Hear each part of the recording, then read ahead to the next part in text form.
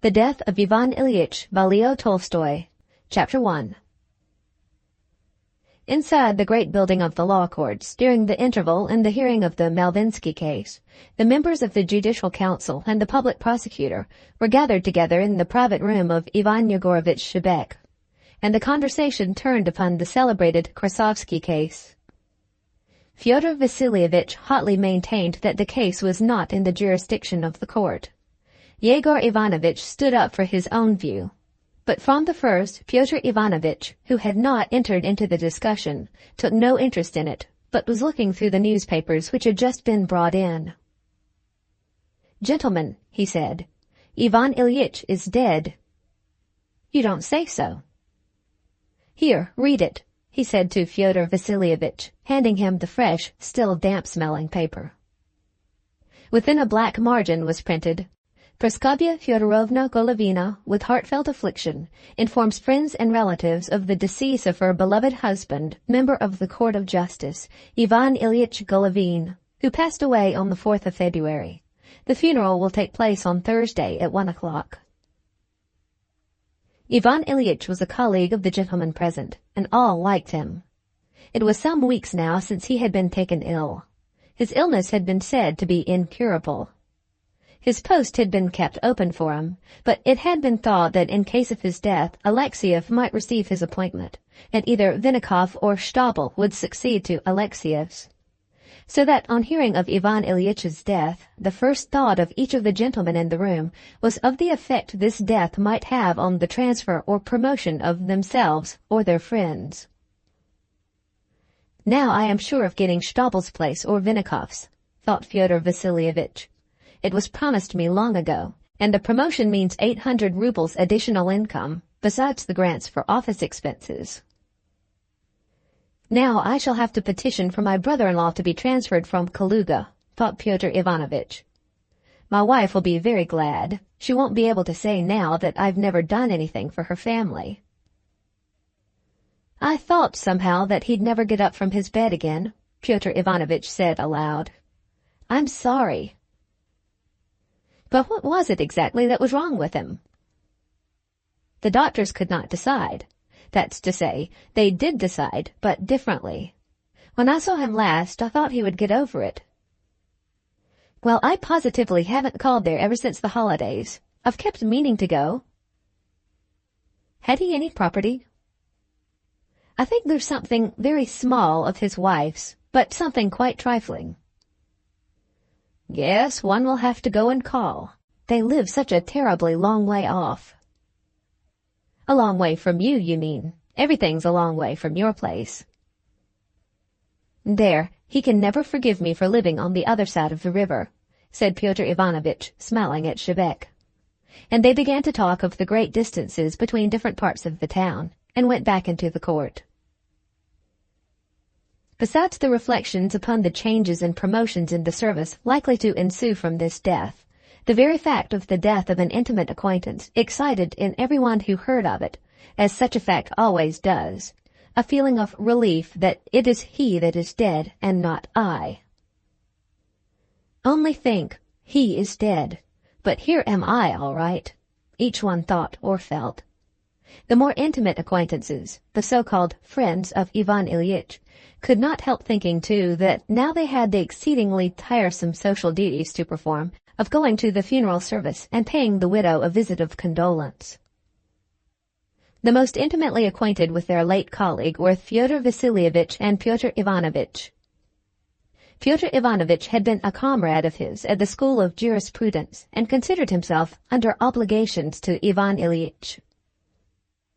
Telling his wife at dinner of the news of Ivan Ilyitch's death, and his reflections as to the possibility of getting her brother transferred into their circuit, Pyotr Ivanovitch, without lying down for his usual nap, put on his frock coat and drove to Ivan Ilyitch's. At the entrance before Ivan Ilyitch's flat stood a carriage and 2 hired flies. Downstairs in the entry near the hat stand there was leaning against the wall a coffin lid with tassels and braiding freshly rubbed up with pipe clay. 2 ladies were taking off their cloaks. One of them he knew, the sister of Ivan Ilyich. The other was a lady he did not know. Pyotr Ivanovich's colleague, Schwartz, was coming down, and from the top stair, seeing who it was coming in, he stopped and winked at him as though to say, "Ivan Ilyich has made a mess of it. It's a very different matter with you and me." Schwartz's face, with his English whiskers and all his thin figure in his frock coat, had, as it always had, an air of elegant solemnity. And this solemnity, always such a contrast to Schwartz's playful character, had a special piquancy here. So thought Pyotr Ivanovitch. Pyotr Ivanovitch let the ladies pass on in front of him, and walked slowly up the stairs after them. Schwartz had not come down, but was waiting at the top. Pyotr Ivanovitch knew what for. He wanted, obviously, to settle with him where their game of screw was to be that evening. The ladies went up to the widow's room, while Schwartz, with his lips tightly and gravely shut, and amusement in his eyes, with a twitch of his eyebrows, motioned Pyotr Ivanovitch to the right, to the room where the dead man was.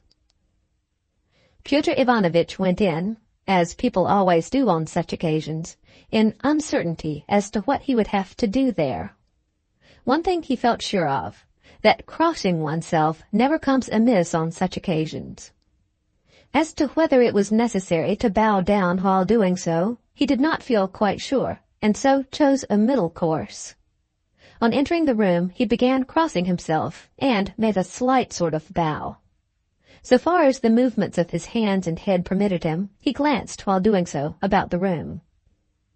2 young men, one a high school boy, nephews probably, were going out of the room, crossing themselves. An old lady was standing motionless, and a lady, with her eyebrows queerly lifted, was saying something to her in a whisper. A deacon in a frock coat, resolute and hearty, was reading something aloud with an expression that precluded all possibility of contradiction. A young peasant who used to wait at table, Gerasim, walking with light footsteps in front of Pyotr Ivanovitch, was sprinkling something on the floor. Seeing this, Pyotr Ivanovitch was at once aware of the faint odor of the decomposing corpse. On his last visit to Ivan Ilyich, Pyotr Ivanovitch had seen this peasant in his room. He was performing the duties of a sick nurse, and Ivan Ilyich liked him particularly. Pyotr Ivanovitch continued crossing himself and bowing in a direction intermediate between the coffin, the deacon, and the holy pictures on the table in the corner. Then, when this action of making the sign of the cross with his hand seemed to him to have been unduly prolonged, he stood still and began to scrutinize the dead man. The dead man lay, as dead men always do lie, in a peculiarly heavy, dead way, his stiffened limbs sunk in the cushions of the coffin, and his head bent back forever on the pillow, and thrust up, as dead men always do, his yellow waxen forehead with bald spots on the sunken temples, and his nose that stood out sharply and, as it were, squeezed on the upper lip. He was much changed, even thinner since Pyotr Ivanovitch had seen him, but his face, as always with the dead, was more handsome and, above all, more impressive than it had been when he was alive. On the face was an expression of what had to be done having been done, and rightly done. Besides this, there was too in that expression a reproach or a reminder for the living. This reminder seemed to Pyotr Ivanovitch uncalled for, or at least to have nothing to do with him. He felt something unpleasant, and so Pyotr Ivanovitch once more crossed himself hurriedly, and, as it struck him, too hurriedly, not quite in accordance with the proprieties, turned and went to the door. Schwartz was waiting for him in the adjoining room, standing with his legs apart and both hands behind his back, playing with his top hat. A single glance at the playful, sleek, and elegant figure of Schwartz revived Pyotr Ivanovitch. He felt that he, Schwartz, was above it, and would not give way to depressing impressions. The mere sight of him said plainly, the incident of the service over the body of Ivan Ilyich cannot possibly constitute a sufficient ground for recognizing the business of the session suspended. In other words, in no way can it hinder us from shuffling and cutting a pack of cards this evening, while the footman sets 4 unsanctified candles on the table for us. In fact, there is no ground for supposing that this incident could prevent us from spending the evening agreeably." He said as much, indeed, to Pyotr Ivanovitch as he came out, proposing that the party should meet at Fyodor Vasilyevich's. But apparently it was Pyotr Ivanovitch's destiny not to play screw that evening. Praskovya Fyodorovna, a short, fat woman, who, in spite of all efforts in a contrary direction, was steadily broader from her shoulders downwards, all in black, with lace on her head and her eyebrows as queerly arched as the lady standing beside the coffin, came out of her own apartments with some other ladies, and, conducting them to the dead man's room, said, "The service will take place immediately. Come in." Schwartz, making an indefinite bow, stood still, obviously neither accepting nor declining this invitation. Praskovya Fyodorovna, recognizing Pyotr Ivanovitch, sighed, went right up to him, took his hand, and said, "I know that you are a true friend of Ivan Ilyitch's," and looked at him, expecting from him the suitable action in response to these words. Pyotr Ivanovitch knew that, just as before he had to cross himself, now what he had to do was to press her hand, to sigh, and to say, "Ah, I was indeed." And he did so. And as he did so, he felt that the desired result had been attained, that he was touched and she was touched. "Come, since it's not begun yet, I have something I want to say to you," said the widow. "Give me your arm." Pyotr Ivanovitch gave her his arm, and they moved towards the inner rooms, passing Schwartz, who winked gloomily at Pyotr Ivanovitch. "So much for our screw. Don't complain if we find another partner. You can make a fifth when you do get away," said his humorous glance. Pyotr Ivanovitch sighed still more deeply and despondently, and Praskovya Fyodorovna pressed his hand gratefully. Going into her drawing-room, that was upholstered with pink cretonne and lighted by a dismal-looking lamp, they sat down at the table, she on a sofa and Pyotr Ivanovitch on a low ottoman with deranged springs which yielded spasmodically under his weight. Praskovya Fyodorovna was about to warn him to sit on another seat, but felt such a recommendation out of keeping with her position, and changed her mind. Sitting down on the ottoman, Pyotr Ivanovitch remembered how Ivan Ilyich had arranged this drawing-room, and had consulted him about this very pink cretonne with green leaves. Seating herself on the sofa, and pushing by the table, the whole drawing-room was crowded with furniture and things. The widow caught the lace of her black fichu in the carving of the table. Pyotr Ivanovitch got up to disentangle it for her, and the ottoman, freed from his weight, began bobbing up spasmodically under him. The widow began unhooking her lace herself, and Pyotr Ivanovitch again sat down, suppressing the mutinous ottoman springs under him. But the widow could not quite free herself, and Pyotr Ivanovitch rose again, and again the ottoman became mutinous and popped up with a positive snap. When this was all over, she took out a clean cambric handkerchief and began weeping. Pyotr Ivanovitch had been chilled off by the incident with the lace and the struggle with the ottoman springs, and he sat looking sullen. This awkward position was cut short by the entrance of Sokolov, Ivan Ilyitch's butler, who came in to announce that the place in the cemetery fixed on by Praskovya Fyodorovna would cost 200 rubles. She laughed off weeping, and with the air of a victim, glancing at Pyotr Ivanovitch, said in French that it was very terrible for her. Pyotr Ivanovitch made a silent gesture signifying his unhesitating conviction that it must indeed be so. "Please smoke," she said in a magnanimous and at the same time crushed voice, and she began discussing with Sokolov the question of the price of the site for the grave. Pyotr Ivanovitch, lighting a cigarette, listened to her very circumstantial inquiries as to the various prices of sites and her decision as to the one to be selected. Having settled on the site for the grave, she made arrangements also about the choristers. Sokolov went away.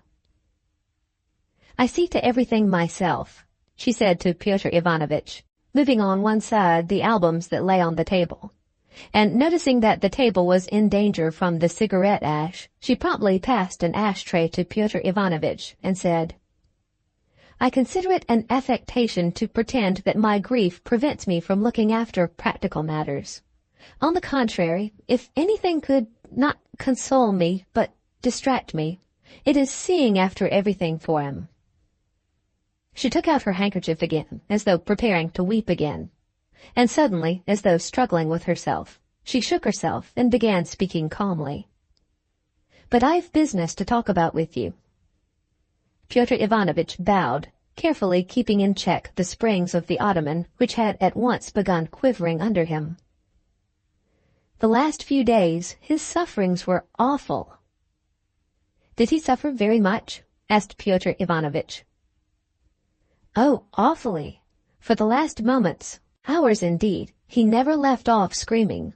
For 3 days and nights in succession, he screamed incessantly. It was insufferable.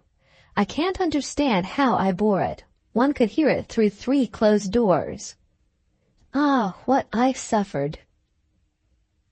"And was he really conscious?" asked Pyotr Ivanovitch. "Yes," she whispered, "up to the last minute. He said goodbye to us a quarter of an hour before his death, and asked Volodya to be taken away, too." The thought of the sufferings of a man he had known so intimately, at first as a light-hearted boy, a schoolboy, then grown up as a partner at whist, in spite of the unpleasant consciousness of his own and this woman's hypocrisy, suddenly horrified Pyotr Ivanovitch. He saw again that forehead, the nose that seemed squeezing the lip, and he felt frightened for himself. 3 days and nights of awful suffering and death. Why, that may at once, any minute, come upon me too, he thought, and he felt for an instant terrified. But immediately, he could not himself have said how, there came to his support the customary reflection that this had happened to Ivan Ilyich and not to him, and that to him this must not and could not happen. That in thinking thus he was giving way to depression, which was not the right thing to do, as was evident from Schwartz's expression of face.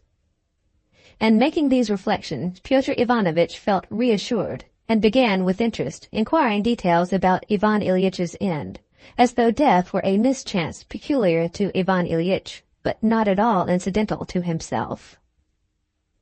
After various observations about the details of the truly awful physical sufferings endured by Ivan Ilyich, these details Pyotr Ivanovitch learned only through the effect Ivan Ilyitch's agonies had had on the nerves of Praskovya Fyodorovna. The widow apparently thought it time to get to business. "Ah, Pyotr Ivanovitch, how hard it is! How awfully, awfully hard!" And she began to cry again. Pyotr Ivanovitch sighed and waited for her to blow her nose. When she had done so, he said, "Indeed it is." And again she began to talk, and brought out what was evidently the business she wished to discuss with him. That business consisted in the inquiry as to how, on the occasion of her husband's death, she was to obtain a grant from the government. She made a show of asking Pyotr Ivanovitch's advice about a pension, but he perceived that she knew already to the minutest details what he did not know himself indeed, everything that could be got out of the government on the ground of this death, but that what she wanted to find out was whether there were not any means of obtaining a little more. Pyotr Ivanovitch tried to imagine such means, but after pondering a little, and out of politeness abusing the government for its stinginess, he said that he believed that it was impossible to obtain more. Then she sighed, and began unmistakably looking about for an excuse for getting rid of her visitor. He perceived this, put out his cigarette, got up, pressed her hand, and went out into the passage. In the dining-room, where was the bric-a-brac clock that Ivan Ilyich had been so delighted at buying, Pyotr Ivanovitch met the priest and several people he knew who had come to the service for the dead, and saw too Ivan Ilyitch's daughter, a handsome young lady. She was all in black. Her very slender figure looked even slenderer than usual. She had a gloomy, determined, almost wrathful expression. She bowed to Pyotr Ivanovitch as though he were to blame in some way. Behind the daughter, with the same offended air on his face, stood a rich young man whom Pyotr Ivanovitch knew too, an examining magistrate, the young lady's fiancé, as he had heard. He bowed dejectedly to him, and would have gone on into the dead man's room, when from the staircase there appeared the figure of the son, the high school boy, extraordinarily like Ivan Ilyich. He was the little Ivan Ilyich over again, as Pyotr Ivanovitch remembered him at school. His eyes were red with crying, and had that look often seen in unclean boys of 13 or 14. The boy, seeing Pyotr Ivanovitch, scowled morosely and bashfully. Pyotr Ivanovitch nodded to him and went into the dead man's room. The service for the dead began. Candles, groans, incense, tears, sobs. Pyotr Ivanovitch stood frowning, staring at his feet in front of him. He did not once glance at the dead man, and right through to the end did not once give way to depressing influences, and was one of the first to walk out. In the hall there was no one. Gerasim, the young peasant, darted out of the dead man's room, tossed over with his strong hand all the fur cloaks to find Pyotr Ivanovitch's, and gave it him.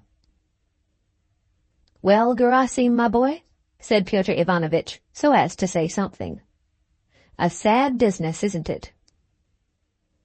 "It's God's will. We shall come to the same," said Gerasim, showing his white, even, peasant teeth in a smile. And, like a man in a rush of extra work, he briskly opened the door, called up the coachman, saw Pyotr Ivanovitch into the carriage, and darted back to the steps as though bethinking himself of what he had to do next. Pyotr Ivanovitch had a special pleasure in the fresh air after the smell of incense, of the corpse, and of carbolic acid. "Where to?" asked the coachman. "It's not too late. I'll still go round to Fyodor Vasilyevich's." And Pyotr Ivanovitch drove there, and he did, in fact, find them just finishing the first rubber, so that he came just at the right time to take a hand. Chapter 2 of The Death of Ivan Ilyich by Leo Tolstoy. The previous history of Ivan Ilyich was the simplest, the most ordinary, and the most awful. Ivan Ilyich died at the age of 45, a member of the Judicial Council. He was the son of an official whose career in Petersburg, through various ministries and departments, had been such as leads people into that position in which, though it is distinctly obvious that they are unfit to perform any kind of real duty, they yet cannot, owing to their long past service and their official rank, be dismissed, and they therefore receive a specially created fictitious post, and by no means fictitious thousands, from 6 to 10, on which they go on living till extreme old age. Such was the privy councillor, the superfluous member of various superfluous institutions, Ilya Efimovich Golovin. He had 3 sons. Ivan Ilyich was the second son. The eldest son's career was exactly like his father's, only in a different department, and he was by now close upon that stage in the service in which the same sinecure would be reached. The third son was the unsuccessful one.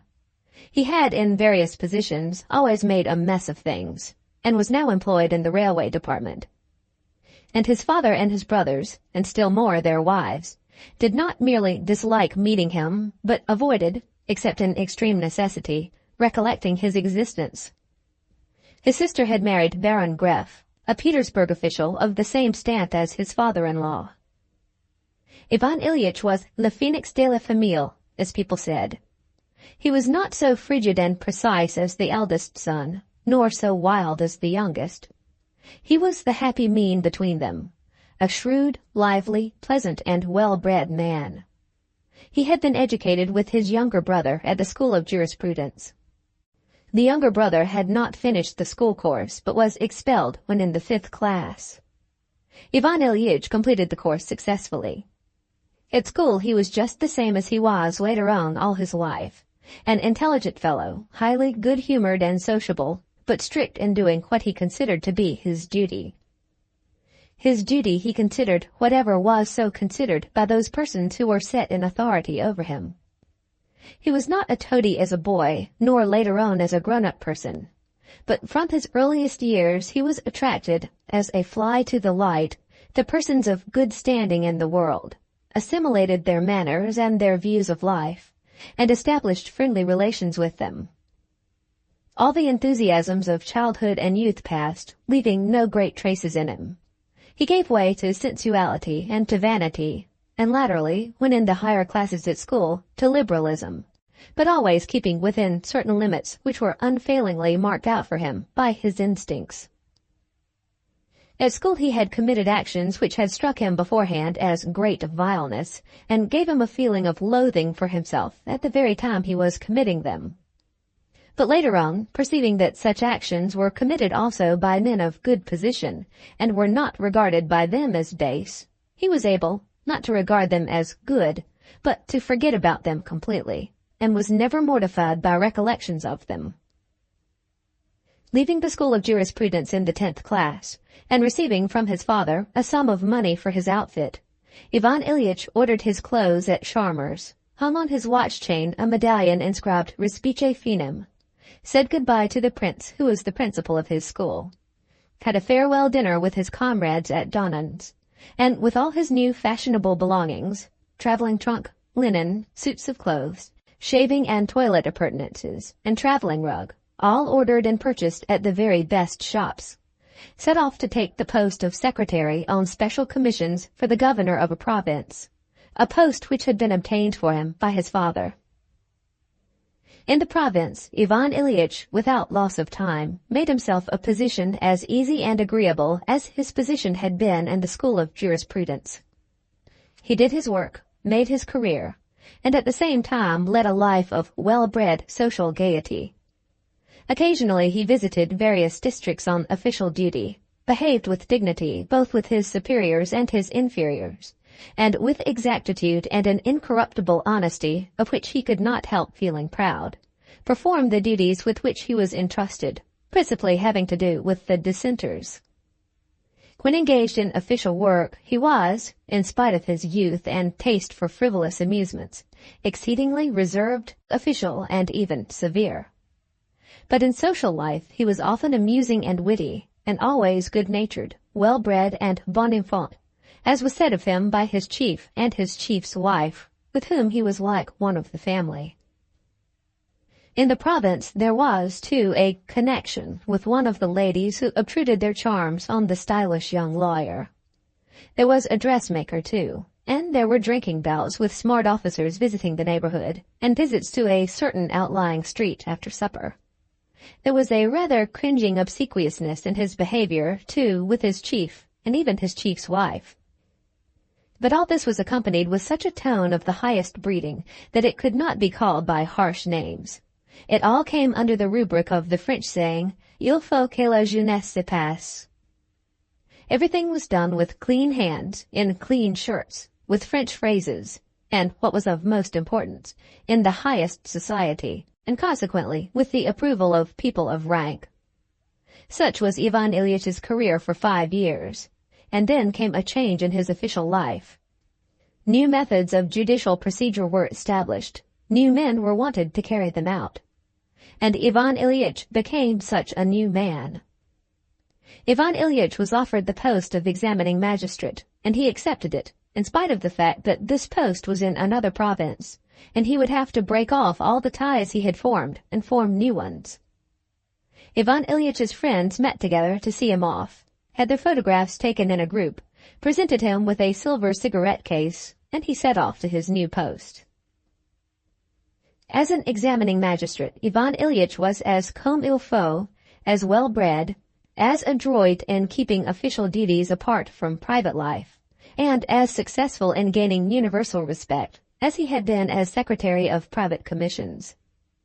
The duties of his new office were in themselves of far greater interest and attractiveness for Ivan Ilyich. In his former post it had been pleasant to pass, in his smart uniform from Sharmer's, through the crowd of petitioners and officials waiting timorously and envying him, and to march with his easy swagger straight into the governor's private room, there to sit down with him to tea and cigarettes. But the persons directly subject to his authority were few. The only such persons were the district police superintendents and the dissenters, when he was serving on special commissions. And he liked treating such persons affably, almost like comrades, liked to make them feel that he, able to annihilate them, was behaving in this simple, friendly way with them. But such people were then few in number. Now, as an examining magistrate, Ivan Ilyich felt that everyone without exception, the most dignified, the most self-satisfied people, all were in his hands, and that he had but to write certain words on a sheet of paper with a printed heading, and this dignified, self-satisfied person would be brought before him in the capacity of a defendant or a witness. And if he did not care to make him sit down, he would have to stand up before him and answer his questions. Ivan Ilyich never abused this authority of his. On the contrary, he tried to soften the expression of it. But the consciousness of this power and the possibility of softening its effect constituted for him the chief interest and attractiveness of his new position.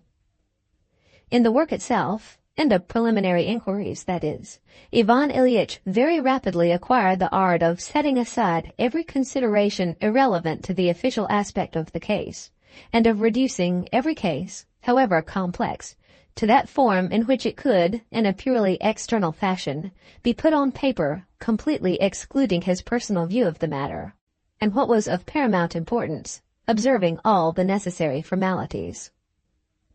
All this work was new, and he was one of the first men who put into practical working the reforms in judicial procedure enacted in 1864. On settling in a new town in his position as examining magistrate, Ivan Ilyich made new acquaintances, formed new ties, took up a new line, and adopted a rather different attitude. He took up an attitude of somewhat dignified aloofness towards the provincial authorities, while he picked out the best circle among the legal gentlemen and wealthy gentry living in the town, and adopted a tone of slight dissatisfaction with the government, moderate liberalism, and lofty civic virtue. With this, while making no change in the elegance of his get-up, Ivan Ilyich, in his new office, gave up shaving and left his beard free to grow as it liked. Ivan Ilyich's existence in the new town proved to be very agreeable. The society which took the line of opposition to the governor was friendly and good. His income was larger, and he found a source of increased enjoyment in whist, at which he began to play at this time. And having a faculty for playing cards good-humoredly and being rapid and exact in his calculations, he was, as a rule, on the winning side. After living 2 years in the new town, Ivan Ilyich met his future wife. Praskovya Fyodorovna Mihail was the most attractive, clever, and brilliant girl in the set in which Ivan Ilyich moved. Among other amusements and recreations, after his labors as a magistrate, Ivan Ilyich started a light, playful flirtation with Praskovya Fyodorovna. Ivan Ilyich, when he was an assistant secretary, had danced as a rule. As an examining magistrate, he danced only as an exception. He danced now, as it were, under protest, as though to show that, though I am serving on the new reformed legal code, and am of the 5th class in official rank, still, if it comes to a question of dancing, in that line, too, I can do better than others. In this spirit he danced, now and then, toward the end of the evening with Praskovya Fyodorovna, and it was principally during these dances that he won the heart of Praskovya Fyodorovna. She fell in love with him. Ivan Ilyich had no clearly defined intention of marrying, but when the girl fell in love with him, he put the question to himself. After all, why not get married? He said to himself. The young lady, Praskovya Fyodorovna, was of good family, nice-looking. There was a little bit of property. Ivan Ilyich might have reckoned on a more brilliant match, but this was a good match. Ivan Ilyich had his salary. She, he hoped, would have as much of her own. It was a good family. She was a sweet, pretty, and perfectly comme il faut young woman. To say that Ivan Ilyich got married because he fell in love with his wife and found her in sympathy with his views of life would be as untrue as to say that he got married because the people of his world approved of the match. Ivan Ilyich was influenced by both considerations. He was doing what was agreeable to himself in securing such a wife, and at the same time doing what persons of higher standing looked upon as the correct thing. And Ivan Ilyich got married. The process itself of getting married and the early period of married life, with the conjugal caresses, the new furniture, the new crockery, the new house linen, all up to the time of his wife's pregnancy, went off very well, so that Ivan Ilyich had already begun to think that, so far from marriage breaking up that kind of frivolous, agreeable, light-hearted life, always decorous and always approved by society, which he regarded as the normal life, it would even increase its agreeableness. But at that point, in the early months of his wife's pregnancy, there came in a new element, unexpected, unpleasant, tiresome, and unseemly, which could never have been anticipated and from which there was no escape. His wife, without any kind of reason, it seemed to Ivan Ilyich, de gaieté de coeur, as he expressed it, began to disturb the agreeableness and decorum of their life. She began, without any sort of justification, to be jealous, exacting in her demands on his attention, squabbled over everything, and treated him to the coarsest and most unpleasant scenes. At first Ivan Ilyich hoped to escape from the unpleasantness of this position by taking up the same frivolous and well-bred line that had served him well on other occasions of difficulty. He endeavored to ignore his wife's ill humor, went on living light-heartedly and agreeably as before, invited friends to play cards, tried to get away himself to the club or to his friends. But his wife began on one occasion with such energy, abusing him in such coarse language, and so obstinately persisted in her abuse of him every time he failed in carrying out her demands, obviously having made up her mind firmly to persist till he gave way, that is, stayed at home and was as dull as she was, that Ivan Ilyich took alarm. He perceived that matrimony, at least with his wife, was not invariably conducive to the pleasures and proprieties of life, but, on the contrary, often destructive of them, and that it was therefore essential to erect some barrier to protect himself from these disturbances. And Ivan Ilyich began to look about for such means of protecting himself. His official duties were the only thing that impressed Praskovya Fyodorovna, and Ivan Ilyich began to use his official position and the duties arising from it in his struggle with his wife to fence off his own independent world apart. With the birth of the baby, the attempts at nursing it, and the various unsuccessful experiments with foods, with the illnesses, real and imaginary, of the infant and its mother, in which Ivan Ilyich was expected to sympathize, though he never had the slightest idea about them, the need for him to fence off a world apart for himself outside his family life became still more imperative. As his wife grew more irritable and exacting, so did Ivan Ilyich more and more transfer the center of gravity of his life to his official work. He became fonder and fonder of official life, and more ambitious than he had been. Very quickly, not more than a year after his wedding, Ivan Ilyich had become aware that conjugal life, though providing certain comforts, was, in reality, a very intricate and difficult business towards which one must, if one is to do one's duty, that is, lead the decorous life approved by society, work out for oneself a definite line, just as in the government service. And such a line Ivan Ilyich did work out for himself in his married life. He expected from his home life only those comforts of dinner at home, of housekeeper, and bed, which it could give him, and above all that perfect propriety in external observances required by public opinion. For the rest, he looked for good-humored pleasantness, and if he found it, he was very thankful. If he met with antagonism and querulousness, he promptly retreated into the separate world he had shut off for himself in his official life, and there he found solace. Ivan Ilyich was prized as a good official, and 3 years later he was made assistant public prosecutor.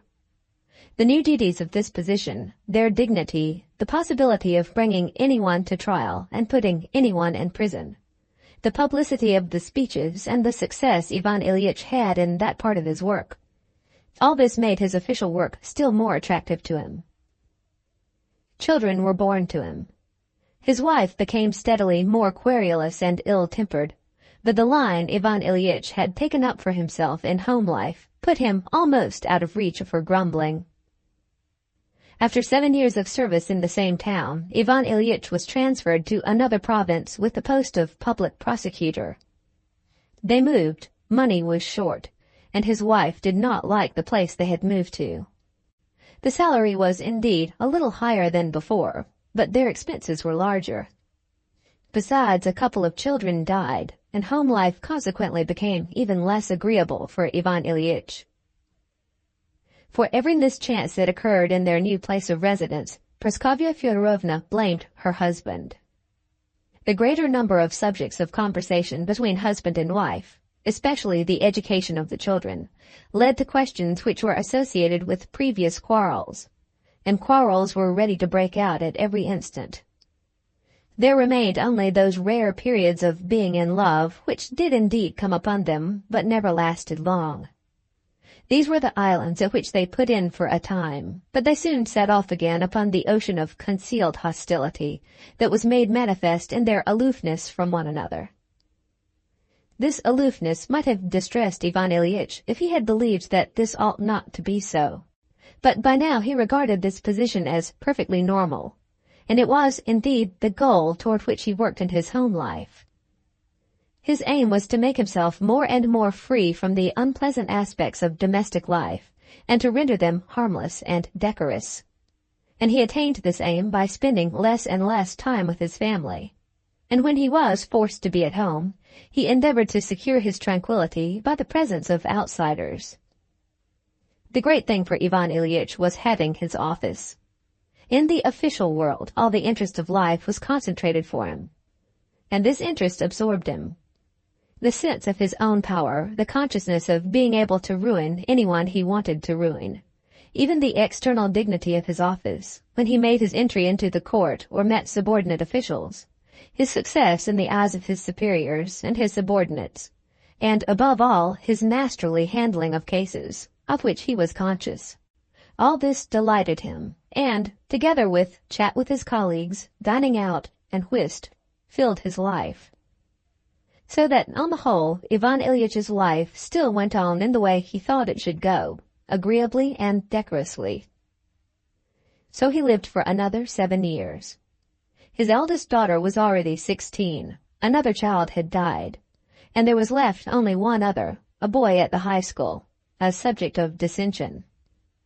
Ivan Ilyich wanted to send him to the school of jurisprudence, while Praskovya Fyodorovna, to spite him, sent him to the high school. The daughter had been educated at home and had turned out well. The boy, too, did fairly well at his lessons. Chapter 3 of The Death of Ivan Ilyich by Leo Tolstoy. Such was Ivan Ilyitch's life for 17 years after his marriage. He had been, by now, a long while prosecutor, and had refused several appointments offered him, looking out for a more desirable post, when there occurred an unexpected incident which utterly destroyed his peace of mind. Ivan Ilyich had been expecting to be appointed presiding judge in a university town, but a certain Gape somehow stole a march on him and secured the appointment. Ivan Ilyich took offense, began upbraiding him, and quarreled with him and with his own superiors. A coolness was felt towards him, and on the next appointment that was made, he was again passed over. This was in the year 1880. That year was the most painful one in Ivan Ilyitch's life. During that year it became evident, on the one hand, that his pay was insufficient for his expenses, on the other hand, that he had been forgotten by everyone, and that what seemed to him the most monstrous, the crudest injustice, appeared to other people as a quite commonplace fact. Even his father felt no obligation to assist him. He felt that everyone had deserted him, and that everyone regarded his position with an income of 3,500 rubles as a quite normal and even fortunate one. He alone, with a sense of the injustice done him and the everlasting nagging of his wife, and the debts he had begun to accumulate, living beyond his means, knew that his position was far from being normal. The summer of that year, to cut down his expenses, he took a holiday and went with his wife to spend the summer in the country at her brother's. In the country, with no official duties to occupy him, Ivan Ilyich was for the first time a prey not to simple boredom, but to intolerable depression, and he made up his mind that things could not go on like that, and that it was absolutely necessary to take some decisive steps.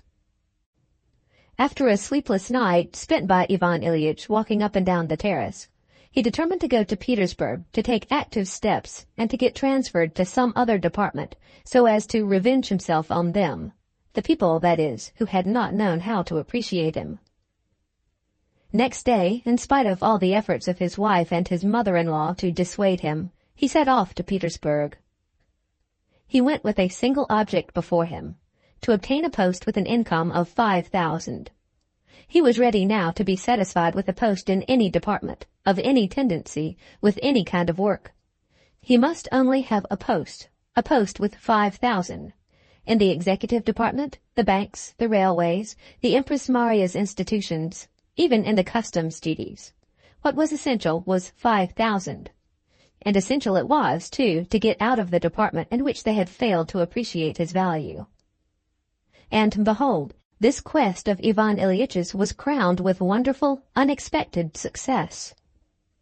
At Kursk there got into the same first-class carriage F.S. Ilyin, an acquaintance, who told him of a telegram just received by the governor of Kursk, announcing a change about to take place in the ministry. Fyodor Ivanovitch was to be superseded by Ivan Semyonovitch.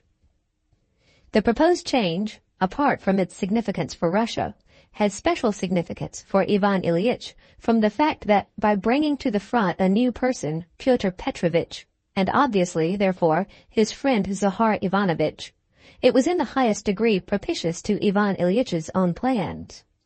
Zahar Ivanovitch was a friend and schoolfellow of Ivan Ilyitch's. At Moscow the news was confirmed. On arriving at Petersburg, Ivan Ilyich looked up Zahar Ivanovitch and received a positive promise of an appointment in his former department, that of justice. A week later he telegraphed to his wife, "Zahar Miller's place. At first report, I receive appointment."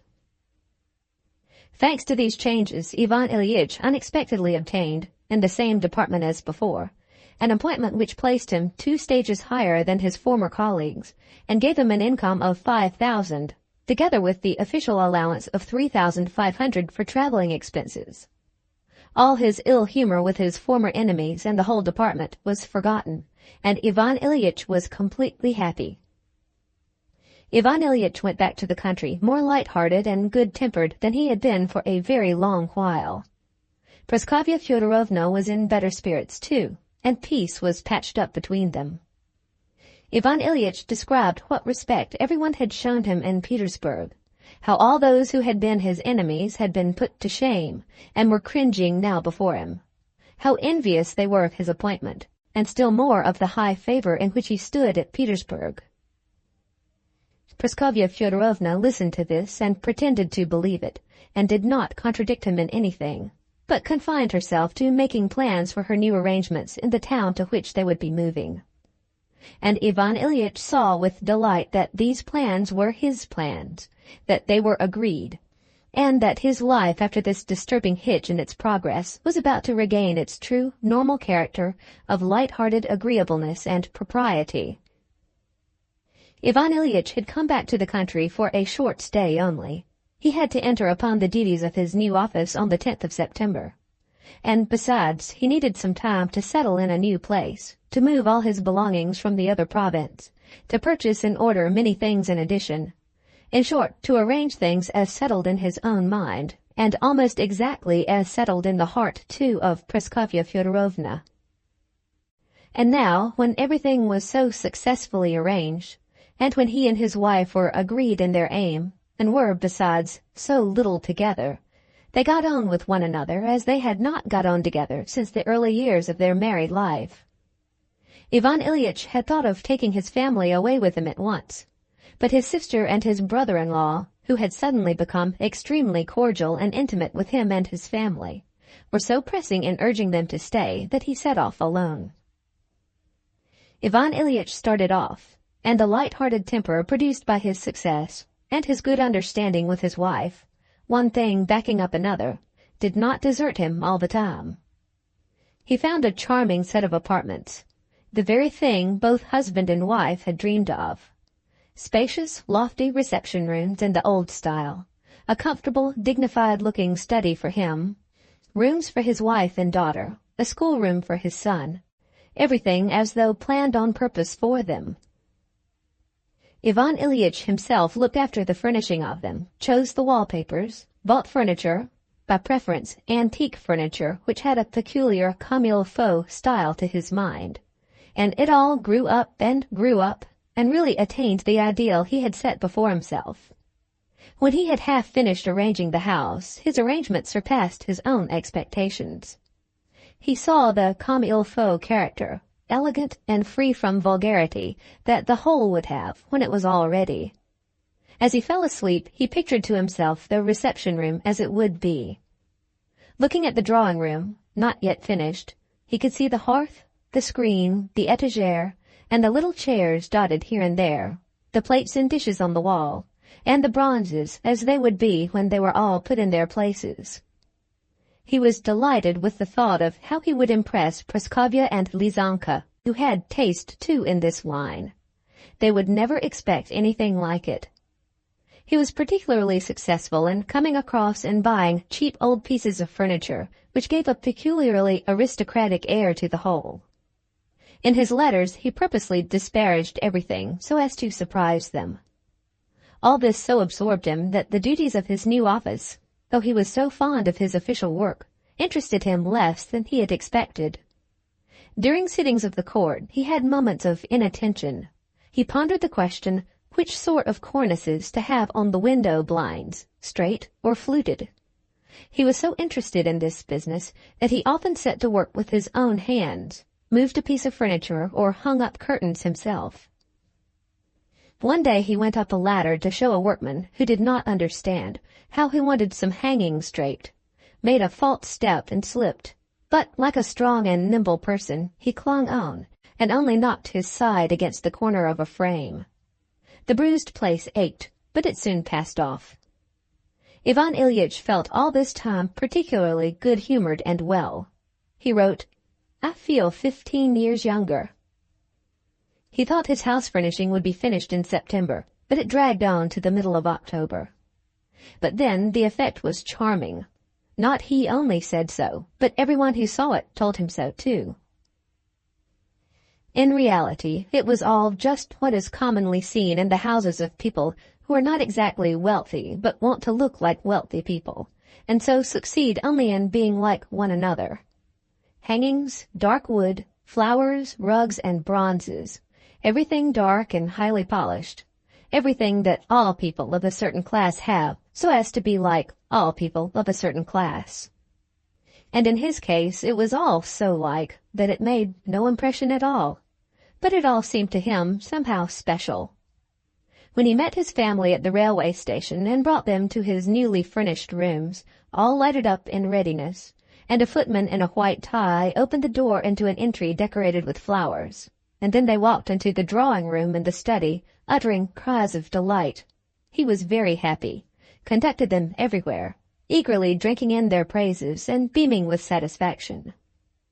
The same evening, while they talked about various things at tea, Praskovya Fyodorovna inquired about his fall, and he laughed and showed them how he had gone flying and how he had frightened the upholsterer. "It's as well I'm something of an athlete. Another man might have been killed, and I got nothing worse than a blow here. When it's touched it hurts, but it's going off already, nothing but a bruise." And they began to live in their new abode, which, as is always the case, when they had got thoroughly settled in, they found to be short of just one room. And with their new income, which, as always, was only a little, some 500 rubles, too little, and everything went very well. Things went particularly well at first, before everything was quite finally arranged and there was still something to do to the place, something to buy, something to order, something to move, something to make to fit. Though there were indeed several disputes between husband and wife, both were so well satisfied, and there was so much to do, that it all went off without serious quarrels. When there was nothing left to arrange, it became a little dull, and something seemed to be lacking. But then they were making acquaintances and forming habits, and life was filled up again.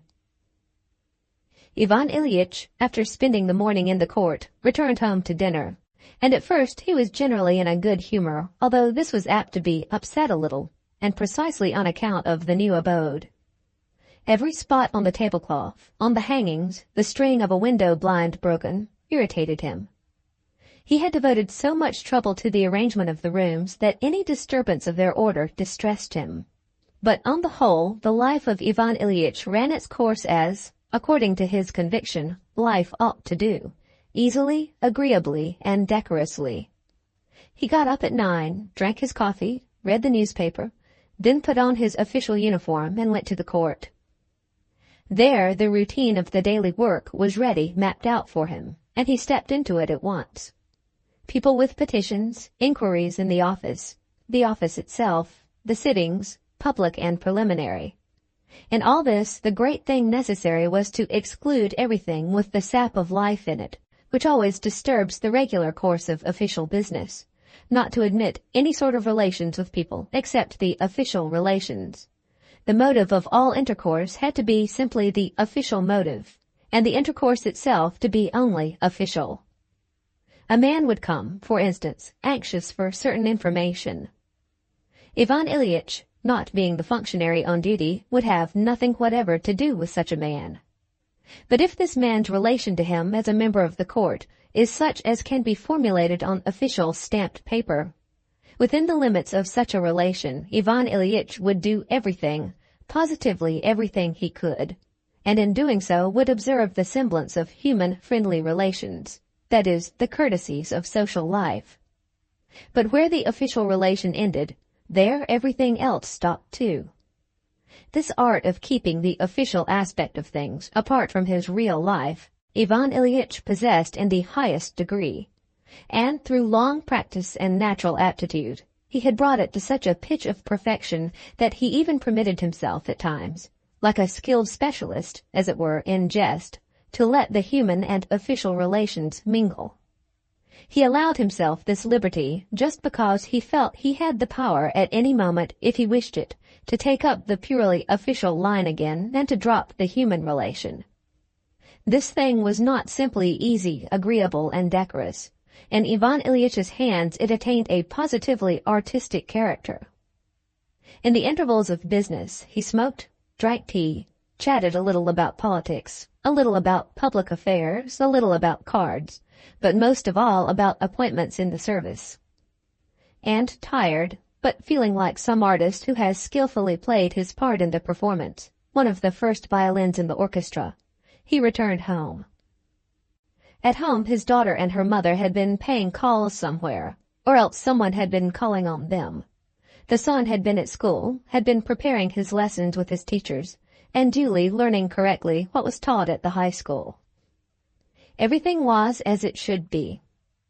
After dinner, if there were no visitors, Ivan Ilyich sometimes read some book of which people were talking, and in the evening sat down to work, that is, read official papers, compared them with the laws, sorted depositions, and put them under the laws.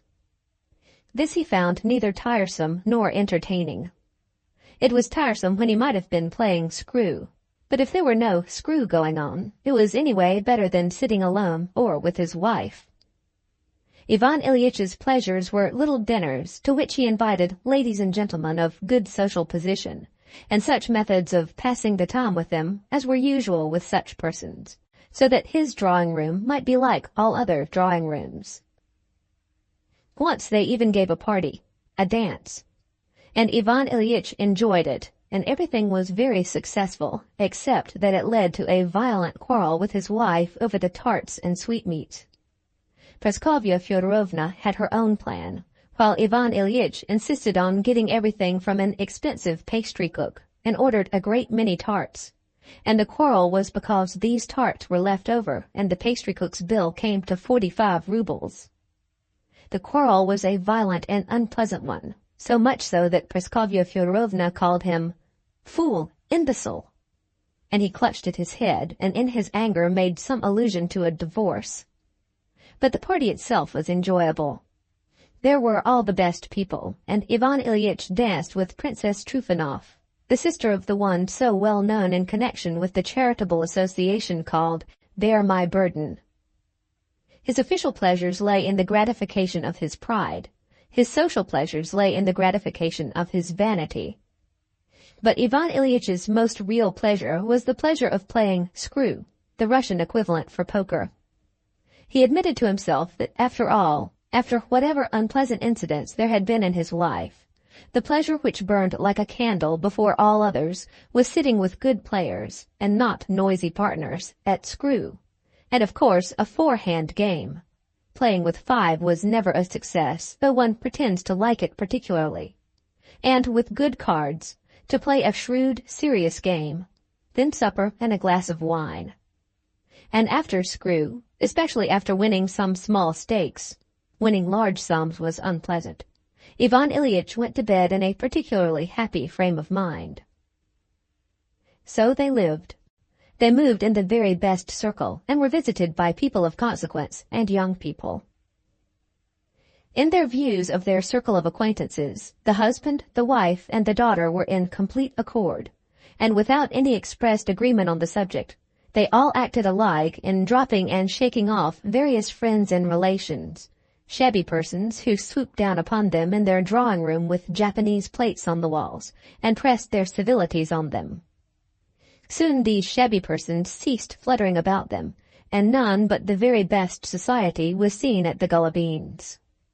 Young men began to pay attention to Lizanka, and Petrushev, the son of Dmitri Ivanovich Petrushev, and the sole heir of his fortune, an examining magistrate, began to be so attentive to Lizanka that Ivan Ilyich had raised the question with his wife whether it would not be as well to arrange a sledge drive for them, or to get up some theatricals. So they lived, and everything went on in this way without change, and everything was very nice. Chapter 4 of The Death of Ivan Ilyich by Leo Tolstoy. All were in good health. One could not use the word ill health in connection with the symptoms Ivan Ilyich sometimes complained of, namely, a queer taste in his mouth and a sort of uncomfortable feeling on the left side of the stomach. But it came to pass that this uncomfortable feeling kept increasing, and became not exactly a pain, but a continual sense of weight in his side, an irritable temper. This irritable temper, continually growing and growing, began at last to mar the agreeable easiness and decorum that had reigned in the Golovin household. Quarrels between the husband and wife became more and more frequent, and soon all the easiness and amenity of life had fallen away, and mere propriety was maintained with difficulty. Scenes became again more frequent. Again there were only islands in the sea of contention, and but few of these, at which the husband and wife could meet without an outbreak. And Praskovya Fyodorovna said now, not without grounds, that her husband had a trying temper. With her characteristic exaggeration, she said he had always had this awful temper, and she had needed all her sweetness to put up with it for 20 years. It was true that it was he now who began the quarrels. His gusts of temper always broke out just before dinner, and often just as he was beginning to eat at the soup. He would notice that some piece of the crockery had been chipped, or that the food was not nice, or that his son put his elbow on the table, or his daughter's hair was not arranged as he liked it. And whatever it was, he laid the blame of it on Praskovya Fyodorovna. Praskovya Fyodorovna had at first retorted in the same strain, and said all sorts of horrid things to him. But on 2 occasions, just at the beginning of dinner, he had flown into such a frenzy that she perceived that it was due to physical derangement and was brought on by taking food, and she controlled herself.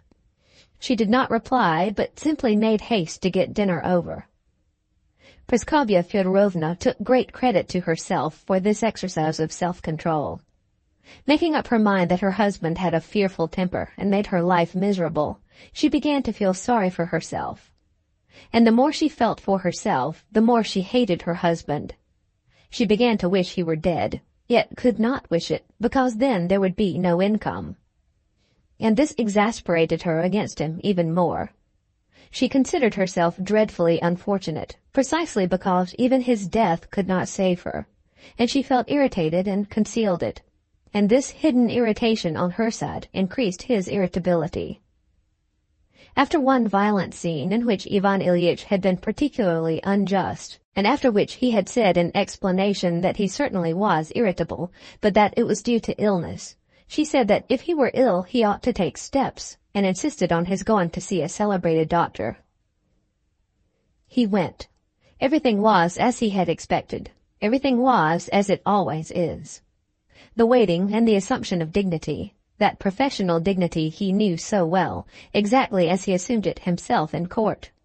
And the sounding and listening, and questions that called for answers that were foregone conclusions and obviously superfluous, and the significant air that seemed to insinuate, "You only leave it all to us, and we will arrange everything. For us it is certain and incontestable how to arrange everything, everything in one way, for every man of every sort."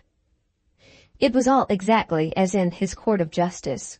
Exactly the same air as he put on in dealing with a man brought up for judgment, the doctor put on for him.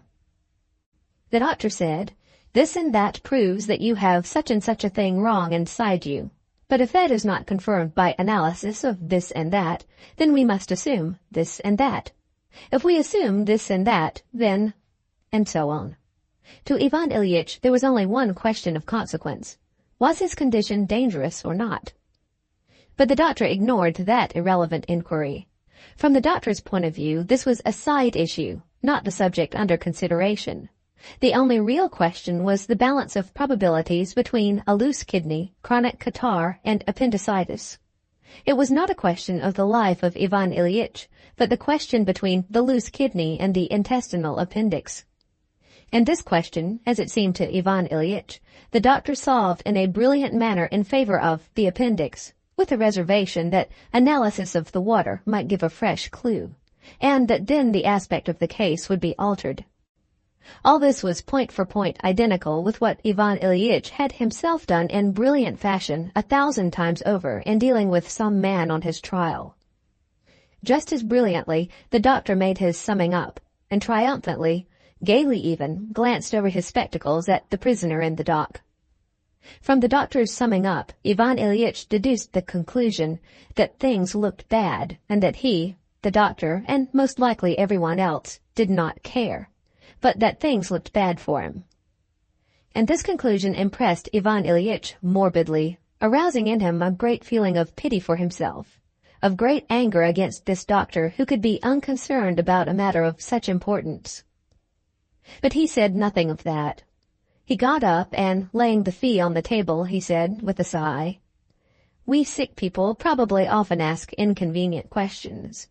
Tell me, is this generally a dangerous illness or not?" The doctor glanced severely at him with one eye through his spectacles, as though to say, "Prisoner at the bar, if you will not keep within the limits of the questions allowed you, I shall be compelled to take measures for your removal from the precincts of the court." "I have told you what I thought necessary and suitable already," said the doctor. "The analysis will show anything further." And the doctor bowed him out. Ivan Ilyich went out slowly and dejectedly, got into his sledge, and drove home. All the way home he was incessantly going over all the doctor had said, trying to translate all these complicated, obscure, scientific phrases into simple language, and to read in them an answer to the question, "It's bad. Is it very bad, or nothing much as yet?" And it seemed to him that the upshot of all the doctor had said was that it was very bad. Everything seemed dismal to Ivan Ilyich in the streets. The sledge drivers were dismal, the houses were dismal, the people passing and the shops were dismal. This ache, this dull, gnawing ache that never ceased for a second, seemed, when connected with the doctor's obscure utterances, to have gained a new, more serious significance. With a new sense of misery, Ivan Ilyich kept watch on it now. He reached home and began to tell his wife about it. His wife listened, but in the middle of his account, his daughter came in with her hat on, ready to go out with her mother. Reluctantly, she half sat down to listen to these tedious details, but she could not stand it for long, and her mother did not hear his story to the end. "Well, I'm very glad," said his wife. "Now you must be sure and take the medicine regularly.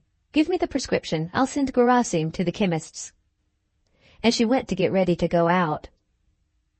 He had not taken breath while she was in the room, and he heaved a deep sigh when she was gone. "Well," he said, Maybe it really is nothing as yet. He began to take the medicine, to carry out the doctor's directions, which were changed after the analysis of the water. But it was just at this point that some confusion arose, either in the analysis or in what ought to have followed from it. The doctor himself, of course, could not be blamed for it, but it turned out that things had not gone as the doctor had told him. Either he had forgotten or told a lie or was hiding something from him. But Ivan Ilyich still went on just as exactly carrying out the doctor's direction, and in doing so he found comfort at first. From the time of his visit to the doctor, Ivan Ilyitch's principal occupation became the exact observance of the doctor's prescriptions as regards hygiene and medicine, and the careful observation of his ailment and all the functions of his organism. Ivan Ilyitch's principal interest came to be people's ailments and people's health. When anything was said in his presence about sick people, about deaths and recoveries, especially in the case of an illness resembling his own, he listened, trying to conceal his excitement, asked questions, and applied what he heard to his own trouble. The ache did not grow less, but Ivan Ilyich made great efforts to force himself to believe that he was better. And he succeeded in deceiving himself so long as nothing happened to disturb him. But as soon as he had a mischance, some unpleasant words with his wife, a failure in his official work, an unlucky hand at screw, he was at once acutely sensible of his illness. In former days he had borne with such mishaps, hoping soon to retrieve the mistake, to make a struggle, to reach success later, to have a lucky hand. But now he was cast down by every mischance and reduced to despair. He would say to himself, "Here I'm only just beginning to get better, and the medicine has begun to take effect, and now this mischance or disappointment." And he was furious against the mischance or the people who were causing him the disappointment and killing him, and he felt that this fury was killing him, but could not check it. One would have thought that it should have been clear to him that this exasperation against circumstances and people was aggravating his disease, and that therefore he ought not to pay attention to the unpleasant incidents. But his reasoning took quite the opposite direction. He said that he needed peace, and was on the watch for everything that disturbed his peace, and at the slightest disturbance of it he flew into a rage. What made his position worse was that he read medical books and consulted doctors. He got worse so gradually that he might have deceived himself, comparing one day with another. The difference was so slight. But when he consulted the doctors, then it seemed to him that he was getting worse, and very rapidly so indeed. And in spite of this, he was continually consulting the doctors. That month he called on another celebrated doctor. The second celebrity said almost the same as the first, but put his questions differently. And the interview with this celebrity only redoubled the doubts and terrors of Ivan Ilyich. A friend of his, a very good doctor, diagnosed the disease quite differently. And in spite of the fact that he guaranteed recovery, by his questions and his suppositions he confused Ivan Ilyich even more and strengthened his suspicions. A homeopath gave yet another diagnosis of the complaint and prescribed medicine which Ivan Ilyich took secretly for a week. But after a week of the homeopathic medicine he felt no relief, and losing faith both in the other doctor's treatment and in this, he fell into even deeper depression. One day a lady of his acquaintance talked to him of the healing wrought by the holy pictures. Ivan Ilyich caught himself listening attentively and believing in the reality of the facts alleged. This incident alarmed him. "Can I have degenerated to such a point of intellectual feebleness?" he said to himself. "Nonsense, it's all rubbish. I must not give way to nervous fears, but fixing on one doctor, adhere strictly to his treatment. That's what I will do. Now it's settled. I won't think about it, but till next summer I will stick to the treatment, and then I shall see. Now I'll put a stop to this wavering." It was easy to say this, but impossible to carry it out. The pain in his side was always dragging at him, seeming to grow more acute and ever more incessant. It seemed to him that the taste in his mouth was queerer, and there was a loathsome smell even from his breath, and his appetite and strength kept dwindling. There was no deceiving himself. Something terrible, new, and so important that nothing more important had ever been in Ivan Ilyitch's life was taking place in him, and he alone knew of it. All about him did not or would not understand, and believed that everything in the world was going on as before. This was what tortured Ivan Ilyich more than anything. Those of his own household, most of all his wife and daughter, who were absorbed in a perfect whirl of visits, did not, he saw, comprehend it at all, and were annoyed that he was so depressed and exacting, as though he were to blame for it. Though they tried indeed to disguise it, he saw he was a nuisance to them, but that his wife had taken up a definite line of her own in regard to his illness, and stuck to it regardless of what he might say and do. This line was expressed thus. "You know," she would say to acquaintances, "Ivan Ilyich cannot, like all other simple-hearted folks, keep to the treatment prescribed him. One day he'll take his drops and eat what he's ordered, and go to bed in good time. The next day, if I don't see to it, he'll suddenly forget to take his medicine, eat sturgeon, which is forbidden by the doctors, yes, and sit up at screw till past midnight." "Why, when did I do that?" Ivan Ilyich asked in vexation one day at Pyotr Ivanovitch's. "Why, yesterday, with Shebek." "It makes no difference. I couldn't sleep for pain." "Well, it doesn't matter what you do it for, only you'll never get well like that, and you make us wretched." Praskovya Fyodorovna's external attitude to her husband's illness, openly expressed to others and to himself, was that Ivan Ilyich was to blame in the matter of his illness, and that the whole illness was another injury he was doing to his wife. Ivan Ilyich felt that the expression of this dropped from her unconsciously, but that made it no easier for him. In his official life, too, Ivan Ilyich noticed, or fancied he noticed, a strange attitude to him. At one time it seemed to him that people were looking inquisitively at him, as a man who would shortly have to vacate his position.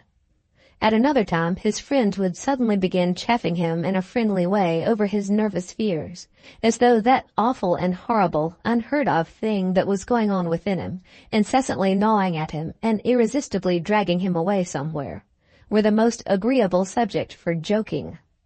Schwartz especially, with his jocoseness, his liveliness, and his comme il faut tone, exasperated Ivan Ilyich by reminding him of himself 10 years ago. Friends came sometimes to play cards. They sat down to the card table. They shuffled and dealt the new cards. Diamonds were led and followed by diamonds, the 7. His partner said, "Can't trump," and played the 2 of diamonds. What then? Why, delightful, capital. It should have been, he had a trump hand. And suddenly Ivan Ilyich feels that gnawing ache, that taste in his mouth, and it strikes him as something grotesque that with that he could be glad of a trump hand. He looks at Mikhail Mikhailovich, his partner, how he taps on the table with his red hand, and affably and indulgently abstains from snatching up the trick, and pushes the cards towards Ivan Ilyich so as to give him the pleasure of taking them up, without any trouble, without even stretching out his hand. "What, does he suppose that I'm so weak that I can't stretch out my hand?"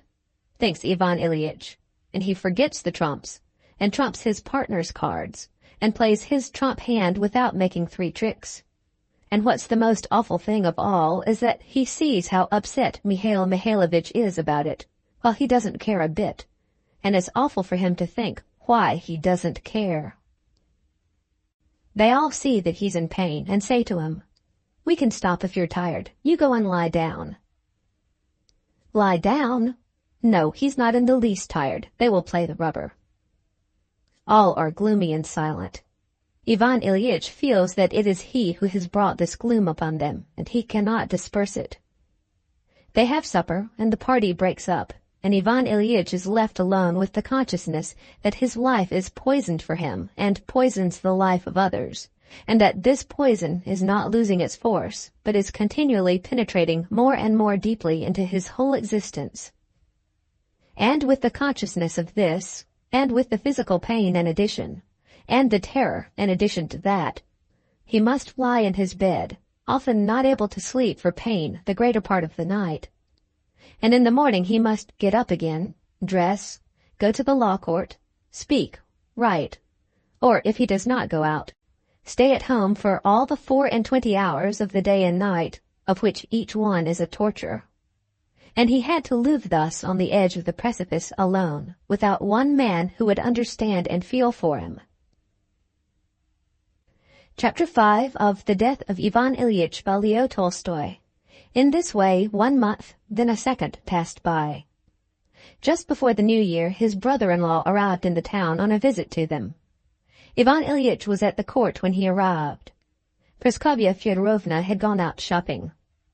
Coming home and going into his study, he found there his brother-in-law, a healthy, florid man, engaged in unpacking his trunk.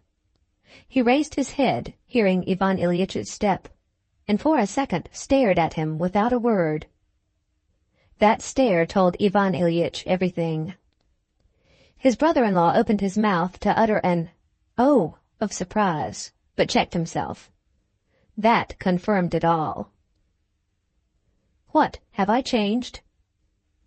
"Yes, there is a change." And all Ivan Ilyitch's efforts to draw him into talking of his appearance, his brother-in-law met with obstinate silence. Praskovya Fyodorovna came in. The brother-in-law went to see her.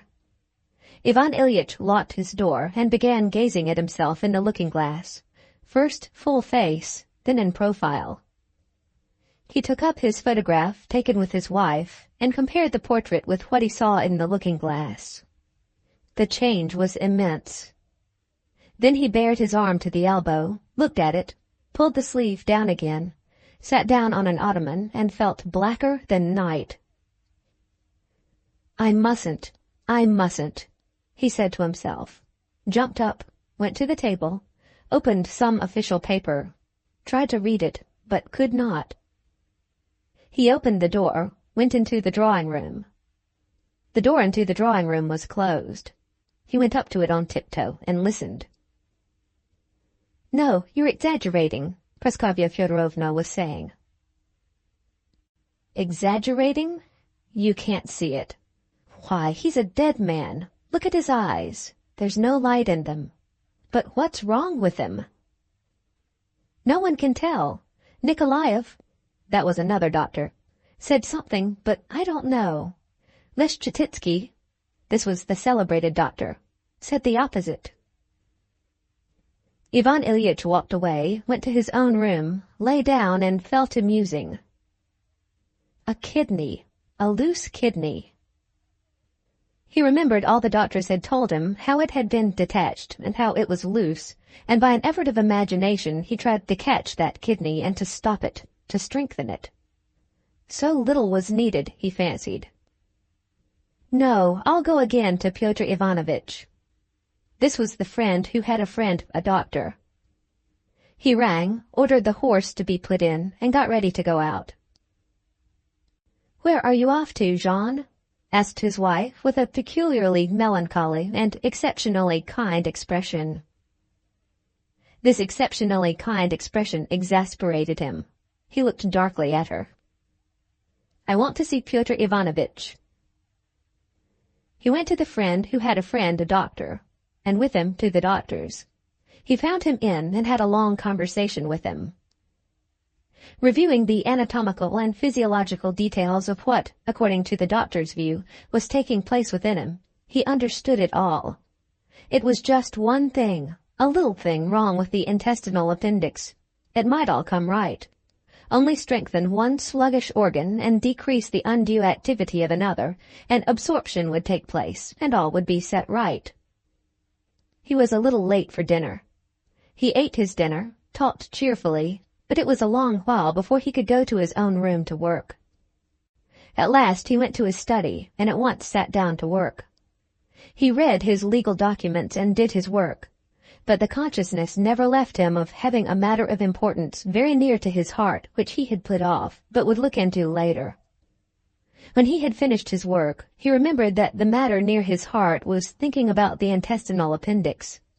But he did not give himself up to it. He went into the drawing-room to tea. There were visitors, and there was talking, playing on the piano, and singing. There was the young examining magistrate, the desirable match for the daughter. Ivan Ilyich spent the evening, as Praskovya Fyodorovna observed, in better spirits than any of them. But he never forgot for an instant that he had the important matter of the intestinal appendix put off for consideration later.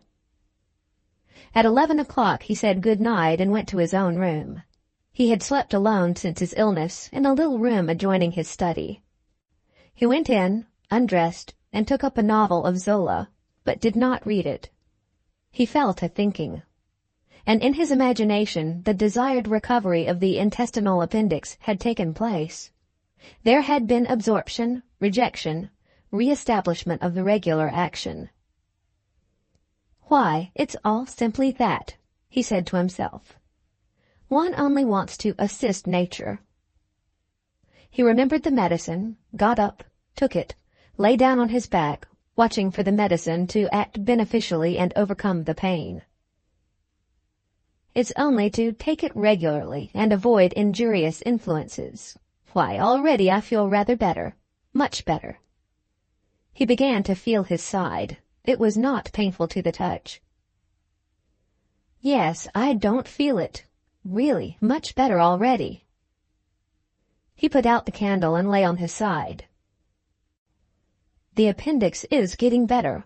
Absorption.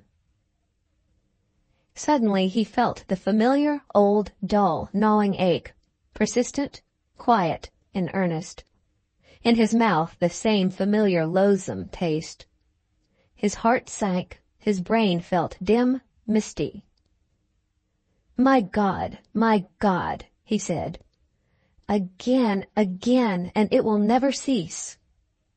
And suddenly the whole thing rose before him in quite a different aspect. Intestinal appendix, kidney, he said to himself. It's not a question of the appendix, not a question of the kidney, but of life and death. Yes, life has been, and now it's going away, and I cannot stop it. Yes, why deceive myself? Isn't it obvious to everyone except me that I'm dying? And it's only a question of weeks, of days, and months perhaps. There was light, and now there is darkness. I was here, and now I am going. Where? A cold chill ran over him. His breath stopped. He heard nothing but the throbbing of his heart. I shall be no more. Then what will there be? There'll be nothing. Where then shall I be when I'm no more? Can this be dying? No, I don't want to. He jumped up, tried to light the candle, and fumbling with trembling hands, he dropped the candle and the candlestick on the floor and fell back again on the pillow. Why trouble? It doesn't matter, he said to himself, staring with open eyes into the darkness. Death. Yes, death. And they, all of them, don't understand, and don't want to understand, and feel no pity. They are playing. He caught through the closed doors the faraway cadence of a voice and the accompaniment. They don't care that they will die too. Fools. Me sooner and them later, that it will be the same for them. And they are merry, the beasts. Anger stifled him, and he was agonizingly, insufferably miserable. It cannot be that all men always have been doomed to this awful horror. He raised himself. There is something wrong in it. I must be calm. I must think it all over from the beginning. And then he began to consider. Yes, the beginning of my illness. I knocked my side, and I was just the same that day and the days after. It ached a little, and then more, then doctors, then depression, misery, and again doctors, and I've gone on getting closer and closer to the abyss. Strength growing less. Nearer and nearer. And here I am, wasting away, no light in my eyes. I think of how to cure the appendix, but this is death. Can it be death? Again a horror came over him. Gasping for breath, he bent over, began feeling for the matches, and knocked his elbow against the bedside table. It was in his way and hurt him. He felt furious with it, and his anger knocked against it more violently and upset it. And in despair, breathless, he fell back on his spine, waiting for death to come that instant. The visitors were leaving at that time. Praskovya Fyodorovna was seeing them out. She heard something fall and came in. "What is it?" "Nothing. I dropped something by accident." She went out, brought a candle. He was lying, breathing hard and fast, like a man who has run a mile, and staring with fixed eyes at her. "What is it, John?" "Nothing, I say. I dropped something." Why speak? She won't understand, he thought. She certainly did not understand. She picked up the candle, lighted it for him, and went out hastily. She had to say goodbye to a departing guest. When she came back, he was lying in the same position on his back, looking upwards. "How are you? Worse?" "Yes." She shook her head, sat down. "Do you know what, Jean? I wonder if we hadn't better send for Leschetitsky to see you here." This meant calling in the celebrated doctor regardless of expense. He smiled malignantly and said no. She sat a moment longer, went up to him, and kissed him on the forehead.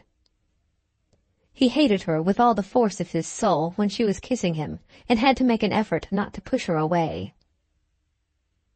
"Good night. Please God you'll sleep." "Yes." Chapter 6 of The Death of Ivan Ilyich by Leo Tolstoy. Ivan Ilyich saw that he was dying and was in continual despair. At the bottom of his heart, Ivan Ilyich knew that he was dying, but so far from growing used to this idea, he simply did not grasp it. He was utterly unable to grasp it. The example of the syllogism that he had learned in Kiesweter's logic, Caius is a man, men are mortal, therefore Caius is mortal, had seemed to him all his life correct only as regards Caius, but not at all as regards himself. In that case it was a question of Caius, a man, an abstract man, and it was perfectly true. But he was not Caius, and was not an abstract man. He had always been a creature quite different from all others. He had been little Vanya, with a mamma and papa, and Mitya and Volodya, with playthings and a coachman and a nurse. Afterwards with Katenka, with all the joys and griefs and ecstasies of childhood, boyhood, and youth. What did Caius know of the smell of the leathern ball Vanya had been so fond of? Had Caius kissed his mother's hand like that? Caius had not heard the silk rustle of his mother's skirts. He had not made a riot at school over the pudding. Had Caius been in love like that? Could Caius preside over the sittings of the court? And Caius certainly was mortal, and it was right for him to die. But for me, little Vanya, Ivan Ilyich, with all my feelings and ideas, for me it's a different matter. And it cannot be that I ought to die. That would be too awful. That was his feeling. If I had to die like Caius, I should have known it was so. Some inner voice would have told me so. But there was nothing of the sort in me, and I and all my friends, we felt that it was not at all the same as with Caius.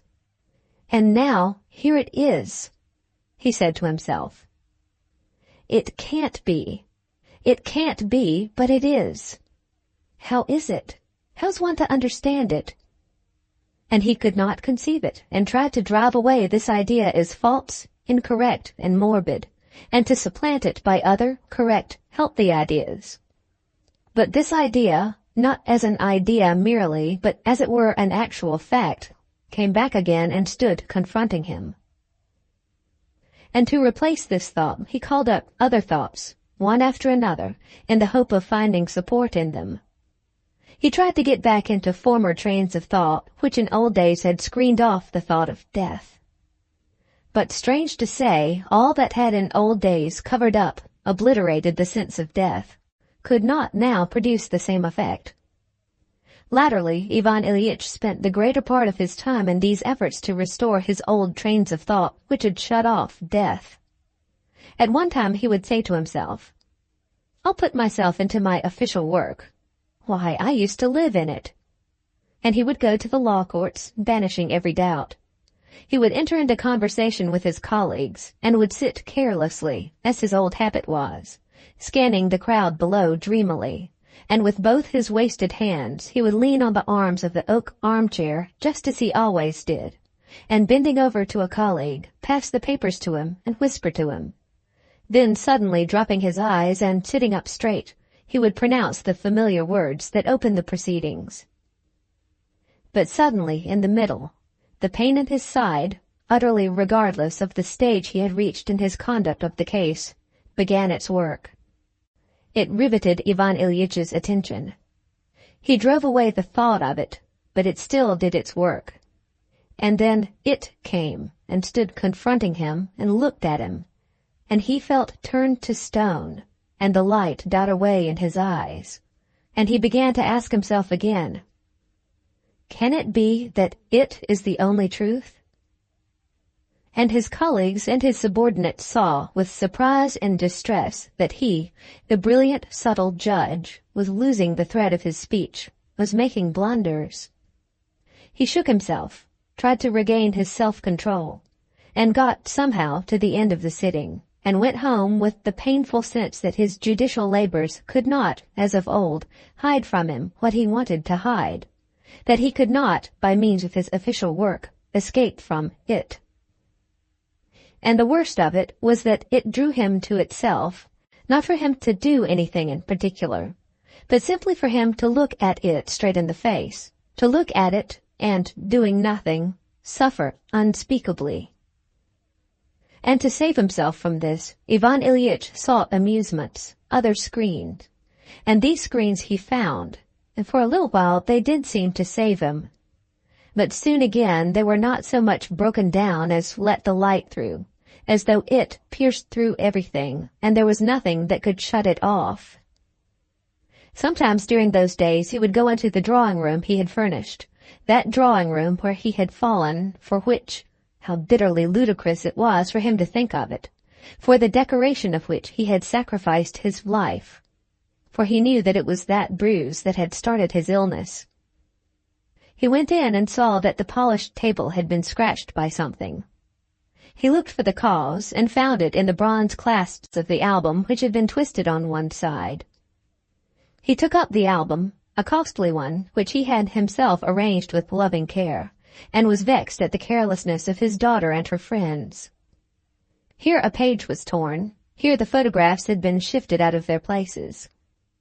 He carefully put it to rights again and bent the clasp back. Then the idea occurred to him to move all this etablissement of the albums to another corner where the flowers stood. He called the footman, or his daughter or his wife came to help him. They did not agree with him, contradicted him. He argued, got angry. But all that was very well, since he did not think of it. It was not in sight. But then his wife would say, as he moved something himself, "Do let the servants do it, you'll hurt yourself again." And all at once it peeped through the screen. He caught a glimpse of it. He caught a glimpse of it, but still he hoped it would hide itself. Involuntarily, though, he kept watch on his side. There it is just the same still, aching still. And now he cannot forget it, and it is staring openly at him from behind the flowers. What's the use of it all? And it's the fact that here, at that curtain, as if it had been storming a fort, I lost my life. Is it possible? How awful and how silly. It cannot be. It cannot be. And it is. He went into his own room, lay down, and was again alone with it. Face to face with it, and nothing to be done with it. Nothing but to look at it and shiver. Chapter 7 of The Death of Ivan Ilyich by Leo Tolstoy. How it came to pass during the third month of Ivan Ilyitch's illness, it would be impossible to say, for it happened little by little, imperceptibly. But it had come to pass that his wife and his daughter and his son and their servants, and their acquaintances and the doctors, and most of all, he himself, all were aware that all interest in him for other people consisted now in the question how soon he would leave his place empty, free the living from the constraint of his presence, and be set free himself from his sufferings. He slept less and less. They gave him opium and began to inject morphine. But this did not relieve him. The dull pain he experienced in the half-asleep condition at first only relieved him as a change, but then it became as bad, or even more agonizing, than the open pain. He had special things to eat prepared for him according to the doctor's prescriptions, but these dishes became more and more distasteful, more and more revolting to him. Special arrangements, too, had to be made for his other physical needs, and this was a continual misery to him. Misery from the uncleanliness, the unseemliness, and the stench, from the feeling of another person having to assist in it. But just from this most unpleasant side of his illness, there came comfort to Ivan Ilyich. There always came into his room on these occasions to clear up for him the peasant who waited at table, Gerasim. Gerasim was a clean, fresh, young peasant who had grown stout and hearty on the good fare in town, always cheerful and bright. At first, the sight of this lad, always cleanly dressed in the Russian style, engaged in this revolting task, embarrassed Ivan Ilyich. One day, getting up from the night-stool, too weak to replace his clothes, he dropped onto a soft, low chair and looked with horror at his bare, powerless thighs, with the muscles so sharply standing out on them. Then there came in with light, strong steps Gerasim in his thick boots, diffusing a pleasant smell of tar from his boots and bringing in the freshness of the winter air. Wearing a clean hempen apron and a clean cotton shirt, with his sleeves tucked up on his strong, bare young arms, without looking at Ivan Ilyich, obviously trying to check the radiant happiness in his face so as not to hurt the sick man, he went up to the night-stool. "Gerasim," said Ivan Ilyich faintly. Gerasim started, clearly afraid that he had done something amiss, and with a rapid movement turned towards the sick man his fresh, good-natured, simple young face, just beginning to be downy with the first growth of beard. "Yes, Your Honor?" "I'm afraid this is very disagreeable for you. You must excuse me. I can't help it." "Why, upon my word, sir." And Gerasim's eyes beamed, and he showed his white young teeth in a smile. "What's a little trouble? It's a case of illness with you, sir." And with his deft, strong arms he performed his habitual task and went out, stepping lightly. And 5 minutes later, treading just as lightly, he came back. Ivan Ilyich was still sitting in the same way in the armchair. "Gerasim," he said, when the latter had replaced the night-stool, all sweet and clean. "Please help me. Come here." Gerasim went up to him. "Lift me up. It's difficult for me alone, and I've sent Dmitri away."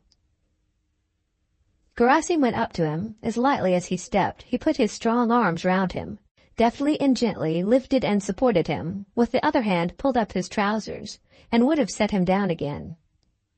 But Ivan Ilyich asked him to carry him to the sofa. Gerasim, without effort, carefully not squeezing him, led him, almost carrying him, to the sofa, and settled him there. "Thank you. How neatly and well you do everything."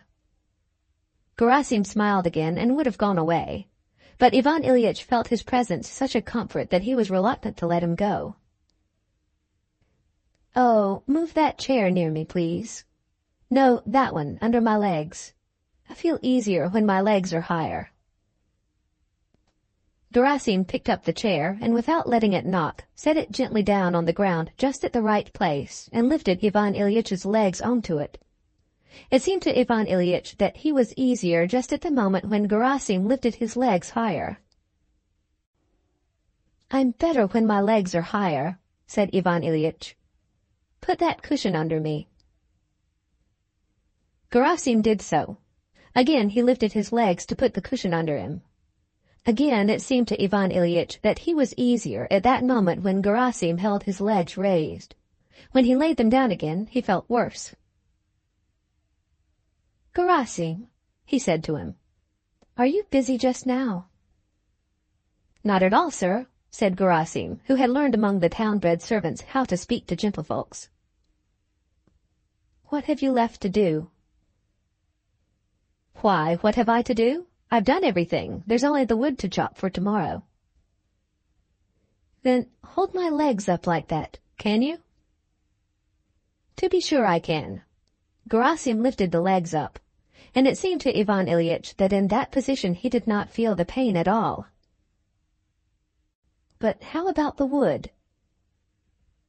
"Don't you trouble about that, sir. We shall have time enough." Ivan Ilyich made Gerasim sit and hold his legs, and began to talk to him. And strange to say, he fancied he felt better while Gerasim had hold of his legs.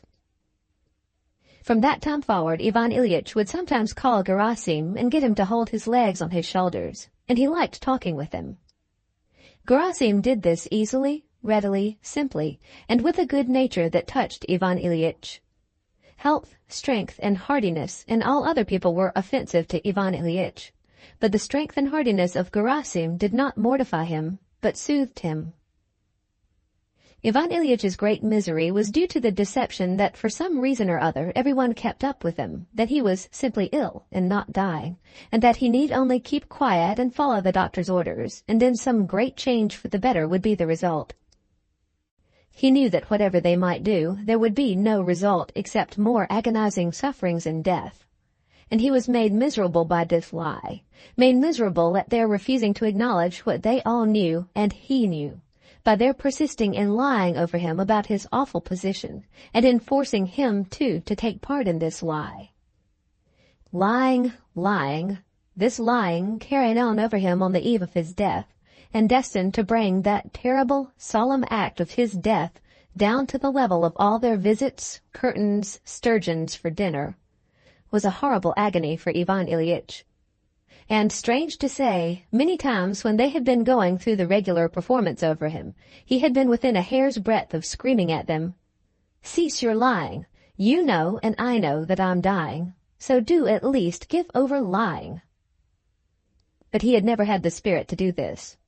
The terrible, awful act of his dying was, he saw, by all those about him, brought down to the level of a casual, unpleasant, and to some extent indecorous incident, somewhat as they would behave with a person who should enter a drawing-room smelling unpleasant. It was brought down to this level by that very decorum to which he had been enslaved all his life. He saw that no one felt for him, because no one would even grasp his position. Gerasim was the only person who recognized the position and felt sorry for him, and that was why Ivan Ilyich was only at ease with Gerasim.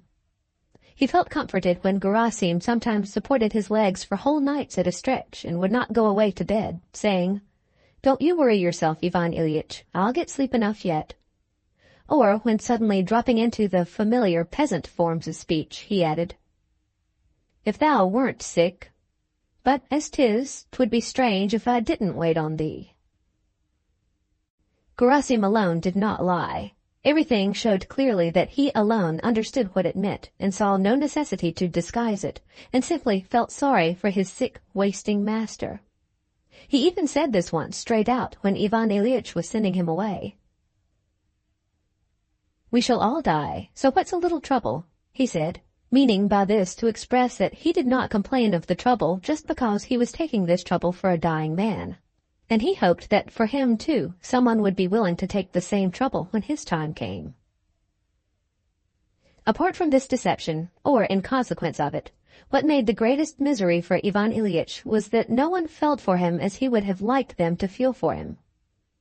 At certain moments, after prolonged suffering, Ivan Ilyich, ashamed as he would have been to own it, longed more than anything for someone to feel sorry for him, as for a sick child.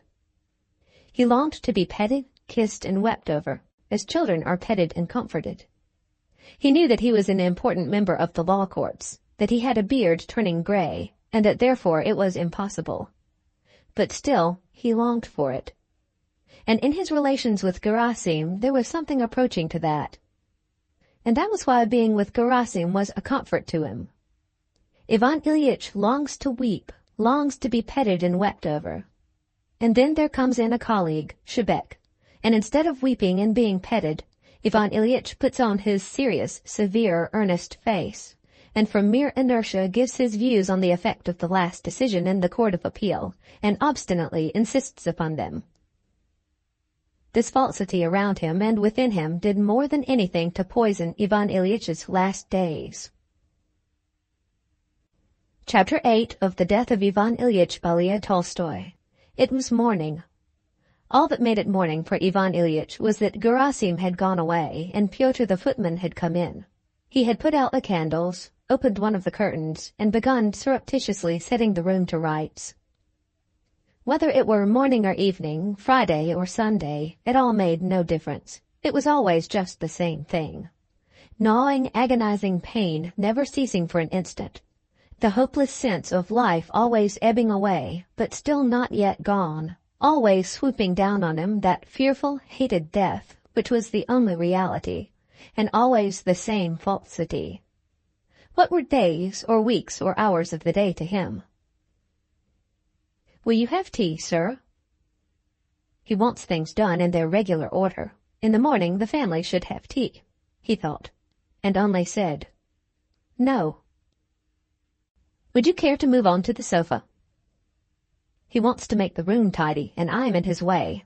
I'm uncleanness, disorder, he thought, and only said, "No, leave me alone."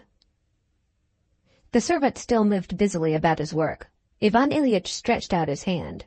Pyotr went up to offer his services. "What can I get you?" "My watch." Pyotr got out the watch, which lay just under his hand, and gave it him. 8:30. Are they up?" "Not yet, sir. Vladimir Ivanovitch," that was his son, "has gone to the high school, and Praskovya Fyodorovna gave orders that she was to be waked if you asked for her. Shall I send word?" "No, no need. Should I try some tea?" he thought. "Yes, tea. Bring it." Pyotr was on his way out. Ivan Ilyich felt frightened of being left alone. How keep him? Oh, the medicine. "Pyotr, give me my medicine." "Oh, well, maybe medicine may still be some good." He took the spoon, drank it. "No, it does no good.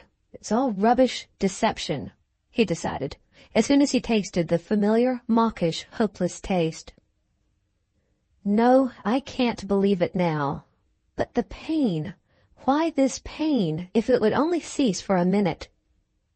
And he groaned. Pyotr turned round. "No, go on. Bring the tea." Pyotr went away. Ivan Ilyich, left alone, moaned, not so much from the pain, awful as it was, as from misery. Always the same thing again and again, all these endless days and nights. If it would only be quicker. Quicker to what? Death, darkness. No, no, anything better than death. When Pyotr came in with the tea on a tray, Ivan Ilyich stared for some time absent-mindedly at him, not grasping who he was and what he wanted. Pyotr was disconcerted by this stare, and when he showed he was disconcerted, Ivan Ilyich came to himself. "Oh, yes," he said. "Tea. Good. Set it down. Only help me to wash and put on a clean shirt."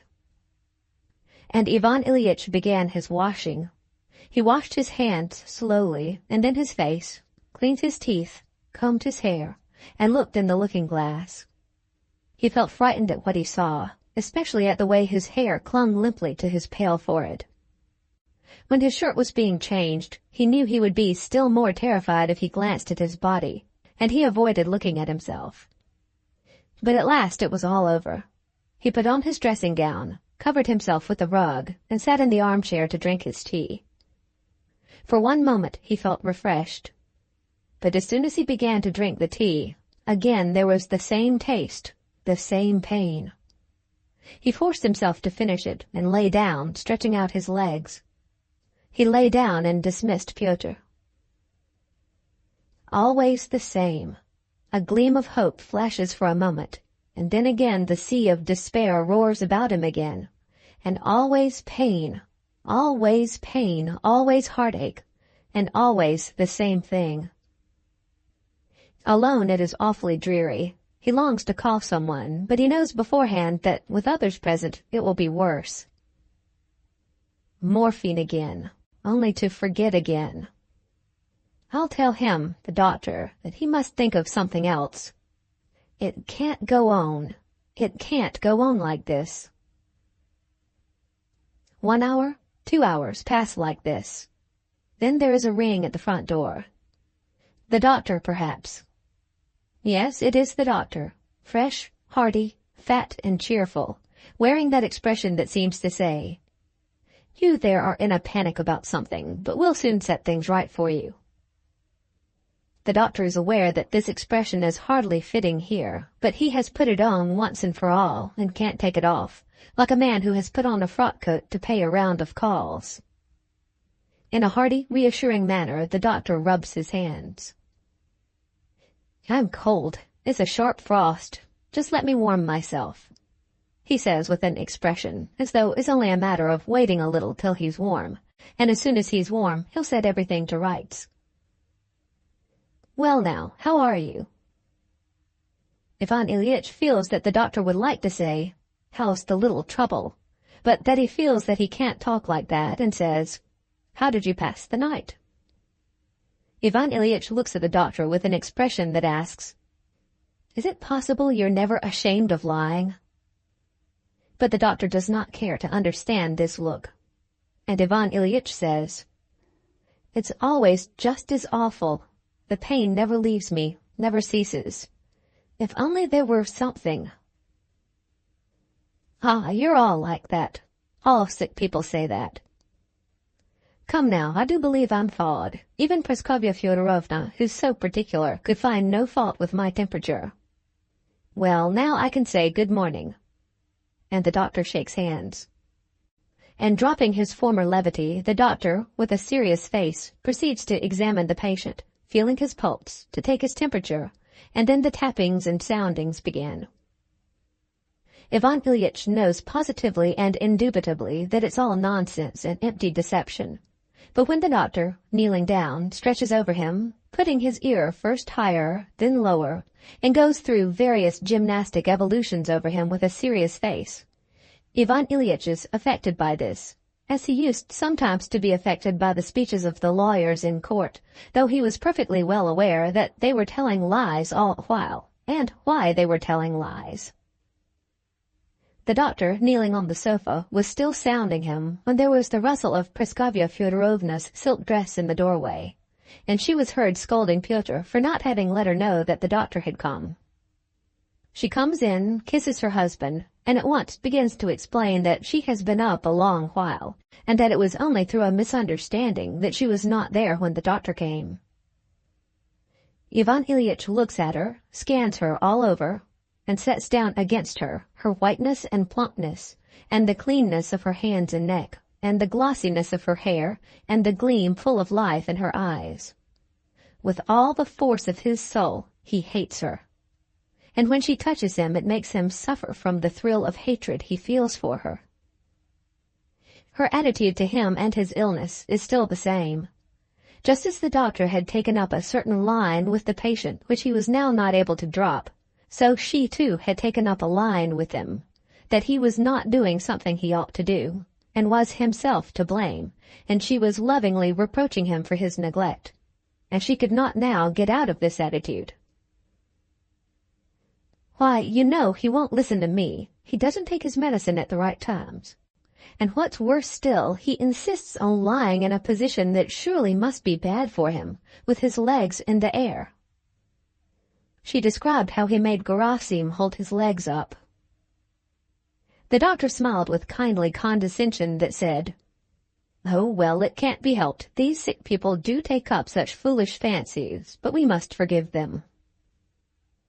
When the examination was over, the doctor looked at his watch, and then Praskovya Fyodorovna informed Ivan Ilyich that it must, of course, be as he liked, but she had sent today for a celebrated doctor, and that he would examine him and have a consultation with Mikhail Danilovich.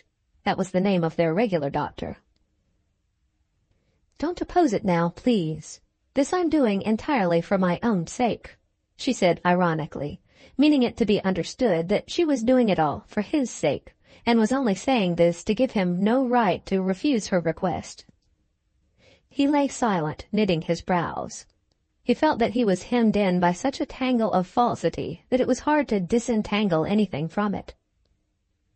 Everything she did for him was entirely for her own sake, and she told him she was doing for her own sake what she actually was doing for her own sake, as something so incredible that he would take it as meaning the opposite. At 11:30 the celebrated doctor came. Again came the sounding, and then grave conversation in his presence and in the other room about the kidney and the appendix, and questions and answers with such an air of significance that again, instead of the real question of life and death, which was now the only one that confronted him, the question that came uppermost was of the kidney and the appendix, which were doing something not as they ought to do, and were, for that reason, being attacked by Mikhail Danilovich and the celebrated doctor, and forced to mend their ways. The celebrated doctor took leave of him with a serious, but not a hopeless face. And to the timid question that Ivan Ilyich addressed to him while he lifted his eyes, shining with terror and hope up towards him, was there a chance of recovery? He answered that he could not answer for it, but that there was a chance. The look of hope with which Ivan Ilyich watched the doctor out was so piteous that, seeing it, Praskovya Fyodorovna positively burst into tears as she went out of the door to hand the celebrated doctor his fee in the next room. The gleam of hope kindled by the doctor's assurance did not last long. Again the same room, the same pictures, the curtains, the wallpaper, the medicine bottles, and, ever the same, his aching, suffering body. And Ivan Ilyich began to moan. They gave him injections, and he sank into oblivion. When he waked up, it was getting dark. They brought him his dinner. He forced himself to eat some broth. And again, everything the same. And again, the coming night. After dinner at 7 o'clock, Praskovya Fyodorovna came into his room, dressed as though to go to a soiree, with her full bosom laced in tight, and traces of powder on her face. She had, in the morning, mentioned to him that they were going to the theater. Sarah Bernhardt was visiting the town, and they had a box which he had insisted on their taking. By now he had forgotten about it, and her smart attire was an offense to him. But he concealed this feeling when he recollected that he had himself insisted on their taking a box and going, because it was an aesthetic pleasure, beneficial and instructive for the children. Praskovya Fyodorovna came in satisfied with herself, but yet with something of a guilty air. She sat down, asked how he was, as he saw, simply for the sake of asking, and not for the sake of learning anything, knowing indeed that there was nothing to learn, and began telling him how absolutely necessary it was, how she would not have gone for anything, but the box had been taken, and Ellen, their daughter, and Petrushev, the examining lawyer, the daughter's suitor, were going, and that it was out of the question to let them go alone, but that she would have liked much better to stay with him, if only he would be sure to follow the doctor's prescription while she was away. Oh, and Fyodor Dmitrievitch, the suitor, would like to come in. May he? And Lisa? Yes, let them come in. The daughter came in full dress, her fresh young body bare, while his body made him suffer so. But she made a show of it. She was strong, healthy, obviously in love, and impatient of the illness, suffering, and death that hindered her happiness. Fyodor Dmitrievitch came in too in evening dress, his hair curled à la Capoue, with his long sinewy neck tightly fenced round by a white collar, with his vast expanse of white chest and strong thighs displayed in narrow black trousers, with one white glove in his hand, and a crush opera hat. Behind him crept in unnoticed the little high school boy in his new uniform, poor fellow, in gloves and with that awful blue ring under his eyes that Ivan Ilyich knew the meaning of. He always felt sorry for his son, and pitiable indeed was his scared face of sympathetic suffering. Except Gerasim, Ivan Ilyich fancied that Volodya was the only one that understood and was sorry. They all sat down. Again they asked how he was. A silence followed. Lisa asked her mother about the opera glass. An altercation ensued between the mother and daughter as to who had taken it and where it had been put. It turned into an unpleasant squabble. Fyodor Dmitrievich asked Ivan Ilyich whether he had seen Sarah Bernhardt. Ivan Ilyich could not at first catch the question that was asked him, but then he said, "No, have you seen her before?" "Yes, in Adrienne Lecouvreur." Praskovya Fyodorovna observed that she was particularly good in that part. The daughter made some reply. A conversation sprang up about the art and naturalness of her acting, that conversation that is continually repeated and always the same. In the middle of the conversation, Fyodor Dmitrievich glanced at Ivan Ilyich and relapsed into silence. The others looked at him and became mute too. Ivan Ilyich was staring with glittering eyes straight before him, obviously furious with them. This had to be set right, but it could not anyhow be set right. This silence had somehow to be broken. No one would venture on breaking it, and all began to feel alarmed that the decorous deception was somehow breaking down, and the facts would be exposed to all. Lisa was the first to pluck up courage. She broke the silence. She tried to cover up what they were all feeling, but inadvertently she gave it utterance. "If we are going, though, it's time to start," she said, glancing at her watch, a gift from her father, and with a scarcely perceptible meaning smile to the young man, referring to something only known to themselves. She got up with a rustle of her skirts. They all got up, said goodbye, and went away. When they were gone, Ivan Ilyich fancied he was easier. There was no falsity. That had gone away with them. But the pain remained. That continual pain, that continual terror, made nothing harder, nothing easier. It was always worse. Again came minute after minute, hour after hour, still the same and still no end, and ever more terrible the inevitable end. "Yes, send Gerasim," he said in answer to Pyotr's question. Chapter 9 of The Death of Ivan Ilyich by Leo Tolstoy. Late at night his wife came back. She came in on tiptoe, but he heard her, opened his eyes, and made haste to close them again. She wanted to send away Gerasim and sit up with him herself instead. He opened his eyes and said, "No, go away." "Are you in great pain?" "Always the same." "Take some opium." He agreed and drank it. She went away. Till 3 o'clock he slept a miserable sleep. It seemed to him that he and his pain were being thrust somewhere into a narrow, deep, black sack, and they kept pushing him further and further in, and still could not thrust him to the bottom. And this operation was awful to him, and was accompanied with agony.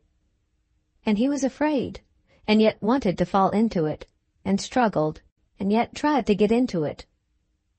And all of a sudden he slipped and fell, and woke up. Gerasim, still the same, is sitting at the foot of the bed, half dozing peacefully, patient. And he is lying with his wasted legs clad in stockings, raised on Gerasim's shoulders, the same candle burning in the alcove, and the same interminable pain. "Go away, Gerasim," he whispered. "It's all right, sir. I'll stay a bit longer." "No, go away." He took his legs down, lay sideways on his arm, and he felt very sorry for himself. He only waited till Gerasim had gone away into the next room. He could restrain himself no longer, and cried like a child. He cried at his own helplessness, at his awful loneliness, at the cruelty of people, at the cruelty of God, at the absence of God. Why hast thou done all this? What brought me to this? Why torture me so horribly?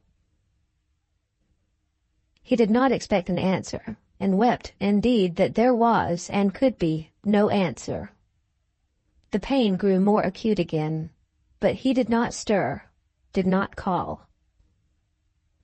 He said to himself, "Come, more then.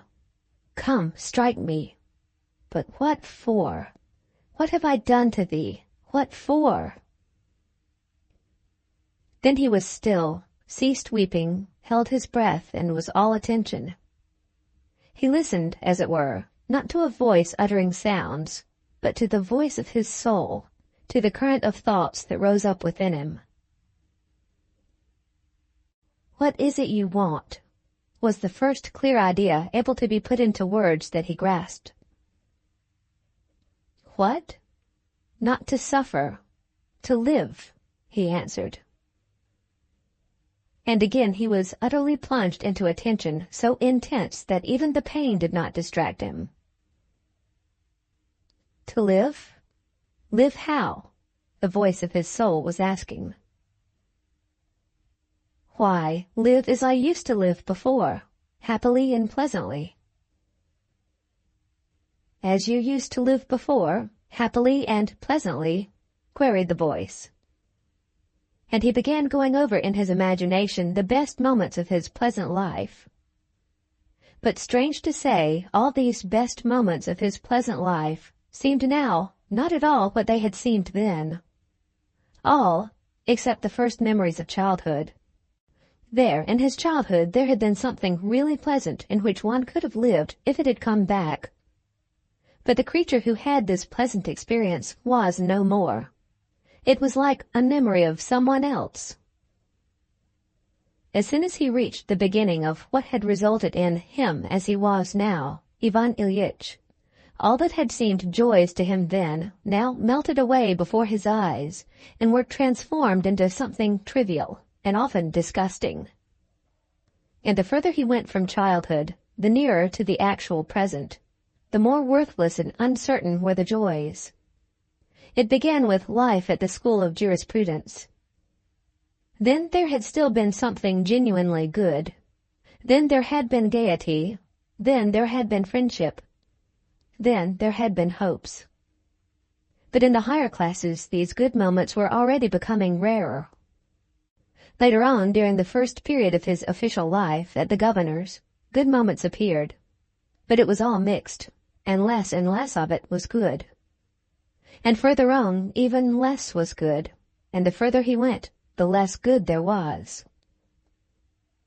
His marriage, as gratuitous as the disillusion of it, and the smell of his wife's breath, and the sensuality, the hypocrisy, and that deadly official life, and anxiety about money, and so for 1 year, and 2, and 10, and 20, and always the same thing. And the further he went, the more deadly it became. As though I had been going steadily downhill, imagining that I was going uphill. So it was, in fact. In public opinion, I was going uphill. And steadily as I got up it, life was ebbing away from me. And now the work's done. There's only to die. But what is this? What for? It cannot be. It cannot be that life has been so senseless, so loathsome. And if it really was so loathsome and senseless, then why die, and die in agony? There's something wrong.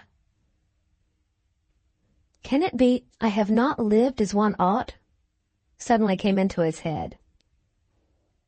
But how not so when I've done everything as it should be done? He said, and at once dismissed this only solution of all the enigma of life and death as something utterly out of the question. What do you want now? To live? Live how? Live as you live at the courts when the usher booms out, "The judge is coming."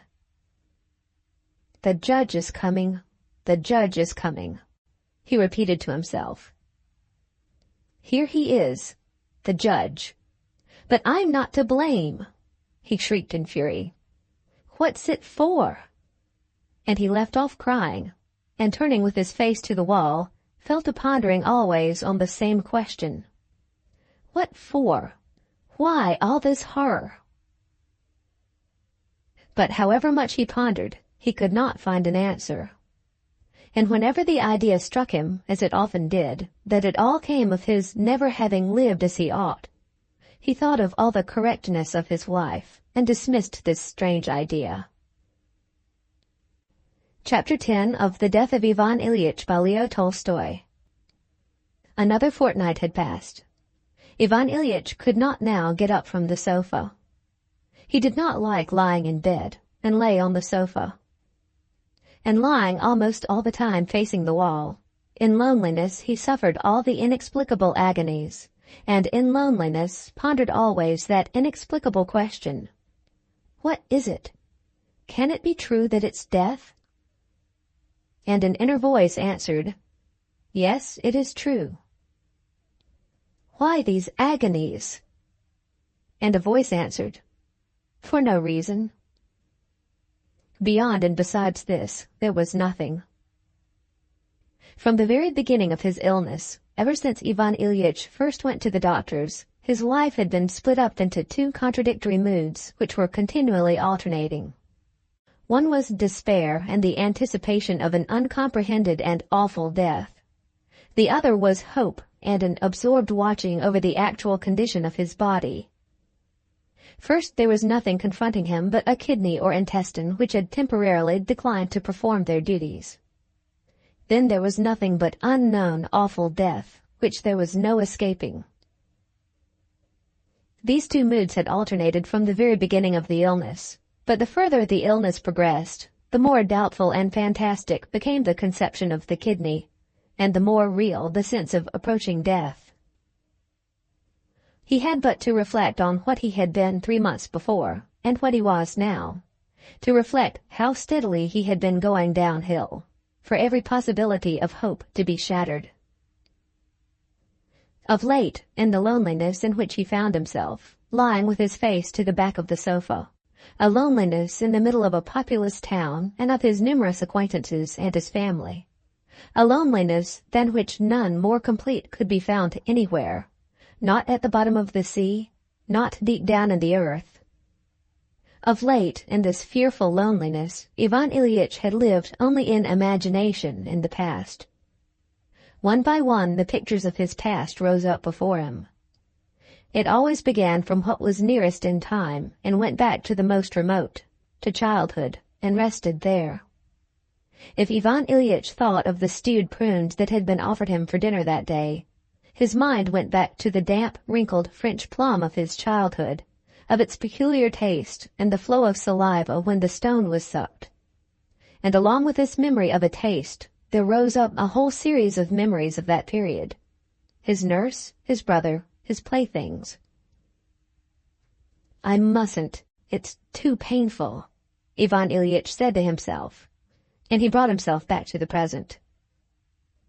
The button on the back of the sofa, and the creases in the morocco. Morocco's dear, and doesn't wear well. There was a quarrel over it. But the morocco was different. And different, too, the quarrel when we tore Father's portfolio and were punished, and Mama brought us the tarts. And again his mind rested on his childhood. And again it was painful, and he tried to drive it away and think of something else. And again at that point, together with that chain of associations, quite another chain of memories came into his heart, of how his illness had grown up and become more acute. It was the same there. The further back, the more life there had been. There had been both more that was good in life and more of life itself. And the two began to melt into one. Just as the pain goes on getting worse and worse, so has my whole life gone on getting worse and worse, he thought. One light spot was there at the back, at the beginning of life, and then it kept getting blacker and blacker and going faster and faster, in inverse ratio to the square of the distance from death, thought Ivan Ilyich. And the image of a stone falling downwards with increasing velocity sank into his soul. Life, a series of increasing sufferings, falls more and more swiftly to the end, the most fearful sufferings. I am falling. He shuddered, shifted himself, would have resisted, but he knew beforehand that he could not resist.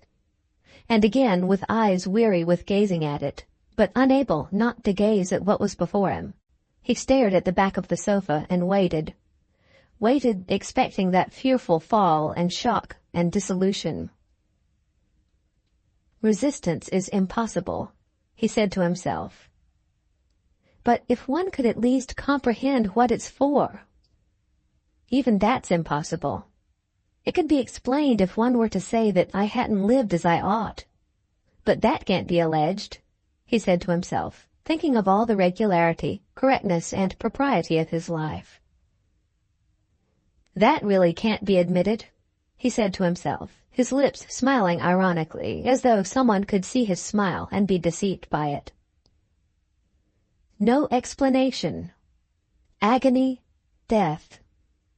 What for?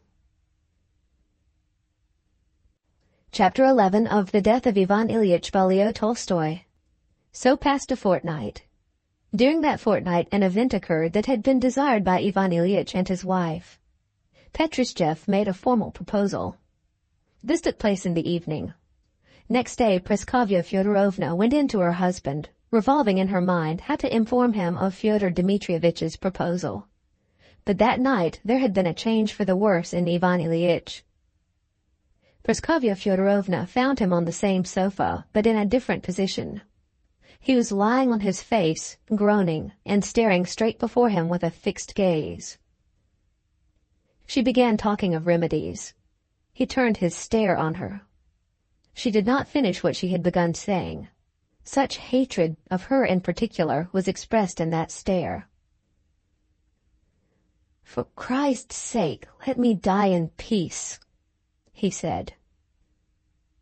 She would have gone away, but at that moment the daughter came in and went up to say good morning to him. He looked at his daughter just as at his wife, and to her inquiries how he was, he told her dryly that they would soon all be rid of him. Both were silent, sat a little while, and went out. "How are we to blame?" said Lisa to her mother. "As though we had done it. I'm sorry for Papa, but why punish us?" At the usual hour the doctor came. Ivan Ilyich answered, "Yes, no," never taking his exasperated stare from him, and towards the end he said, "Why, you know that you can do nothing, so let me be." "We can relieve your suffering," said the doctor. "Even that you can't do. Let me be." The doctor went into the drawing-room and told Praskovya Fyodorovna that it was very serious, and that the only resource left them was opium to relieve his sufferings, which must be terrible. The doctor said his physical sufferings were terrible, and that was true. But even more terrible than his physical sufferings were his mental sufferings, and in that lay his chief misery. His moral sufferings were due to the fact that during that night, as he looked at the sleepy, good-natured, broad-cheeked face of Gerasim, the thought had suddenly come into his head, what if, in reality, all my life, my conscious life, has been not the right thing? The thought struck him that what he had regarded before as an utter impossibility, that he had spent his life not as he ought, might be the truth. It struck him that those scarcely detected impulses of struggle within him against what was considered good by persons of higher position, scarcely detected impulses which he had dismissed, that they might be the real thing, and everything else might be not the right thing. And his official work, and his ordering of his daily life and of his family, and these social and official interests, all that might be not the right thing. He tried to defend it all to himself. and suddenly he felt all the weakness of what he was defending, and it was useless to defend it. But if it's so, he said to himself, and I am leaving life with the consciousness that I have lost all that was given me and there's no correcting it, then what? He lay on his back and began going over his whole life entirely anew. When he saw the footman in the morning, then his wife, then his daughter, then the doctor, every movement they made, every word they uttered, confirmed for him the terrible truth that had been revealed to him in the night. In them he saw himself, saw all in which he had lived, and saw distinctly that it was all not the right thing. It was a horrible, vast deception that concealed both life and death. This consciousness intensified his physical agonies, multiplied them tenfold. He groaned and tossed from side to side and pulled at the covering over him. It seemed to him that it was stifling him and weighing him down, and for that he hated them. They gave him a big dose of opium. He sank into unconsciousness, but at dinner time the same thing began again. He drove them all away and tossed from side to side. His wife came to him and said, "Jean, darling, do this for my sake." "For my sake?" "It can't do harm, and it often does good." "Why, it's nothing, and often in health, people." He opened his eyes wide. "What, take the sacrament? What for? No. Besides—" She began to cry. "Yes, my dear? I'll send for our priest. He's so nice." "All right, very well," he said.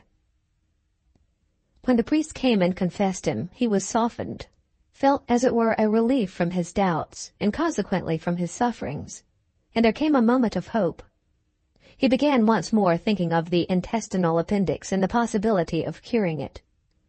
He took the sacrament with tears in his eyes. When they laid him down again after the sacrament for a minute, he felt comfortable, and again the hope of life sprang up. He began to think about the operation which had been suggested to him. "To live, I want to live," he said to himself. His wife came in to congratulate him. She uttered the customary words and added, "It's quite true, isn't it, that you're better?" Without looking at her, he said, "Yes." Her dress, her figure, the expression of her face, the tone of her voice, all told him the same. Not the right thing.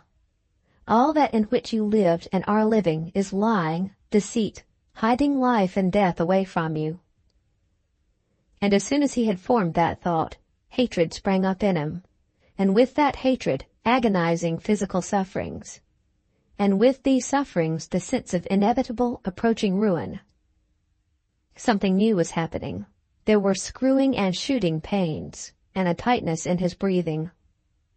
The expression of his face as he uttered that yes was terrible. After uttering that yes, looking her straight in the face, he turned onto his face with a rapidity extraordinary in his weakness, and shrieked, "Go away! Go away! Let me be!" Chapter 12 of The Death of Ivan Ilyich by Leo Tolstoy. From that moment there began the scream that never ceased for 3 days, and was so awful that through 2 closed doors one could not hear it without horror. At the moment when he answered his wife, he grasped that he had fallen, that there was no return, that the end had come. Quite the end.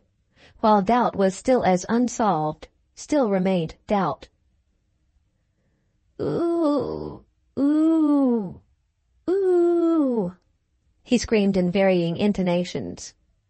He had begun screaming, "I don't want to," and so had gone on screaming on the same vowel sound, ooh. All those 3 days, during which time did not exist for him, he was struggling in that black sack into which he was being thrust by an unseen, resistless force. He struggled as the man condemned to death struggles in the hands of the executioner, knowing that he cannot save himself. And every moment he felt that, in spite of all his efforts to struggle against it, he was getting nearer and nearer to what terrified him. He felt that his agony was due both to his being thrust into this black hole, and still more to his not being able to get right into it. What hindered him from getting into it was the claim that his life had been good. That justification of his life held him fast and would not let him get forward, and it caused him more agony than all. All at once some force struck him in the chest, in the side, and stifled his breathing more than ever. He rolled forward into the hole, and there at the end there was some sort of light. It had happened with him, as it had sometimes happened to him in a railway carriage, when he had thought he was going forward while he was going back, and all of a sudden recognized his real direction. Yes, it has all been not the right thing, he said to himself. But that's no matter. He could do the right thing. What is the right thing? He asked himself. And suddenly he became quiet. This was at the end of the third day, 2 hours before his death. At that very moment the schoolboy had stealthily crept into his father's room and gone up to his bedside.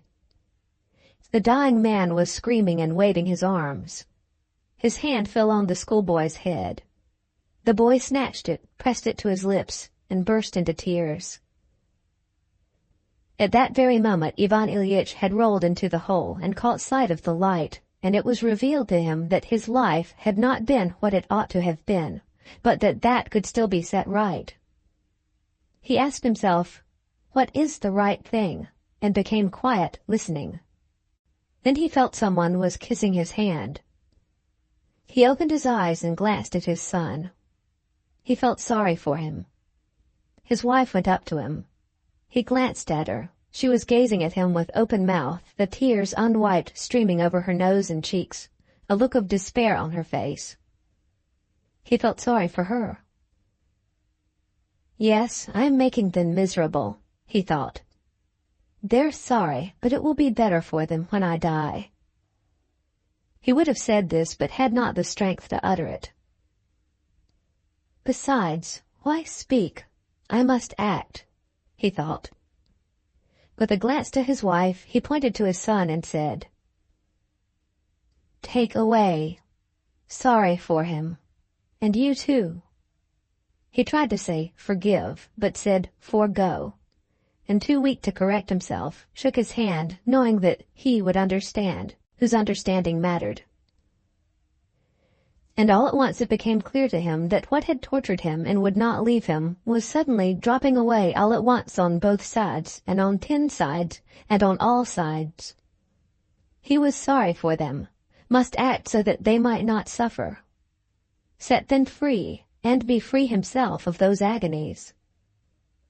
How right and how simple, he thought. And the pain? He asked himself. Where's it gone? Where are you, pain? He began to watch for it. Yes, here it is. Well, what of it? Let the pain be. And death, where is it? He looked for his old accustomed terror of death, and did not find it. Where is it? What death? There was no terror, because death was not either. In the place of death, there was light. So this is it, he suddenly exclaimed aloud. What joy! To him all this passed in a single instant, and the meaning of that instant suffered no change after. For those present his agony lasted another 2 hours. There was a rattle in his throat, a twitching in his wasted body. Then the rattle and the gasping came at longer and longer intervals. It is over, someone said over him. He caught those words and repeated them in his soul. Death is over, he said to himself. It's no more. He drew in a breath, stopped midway in the breath, stretched, and died. March 25, 1886.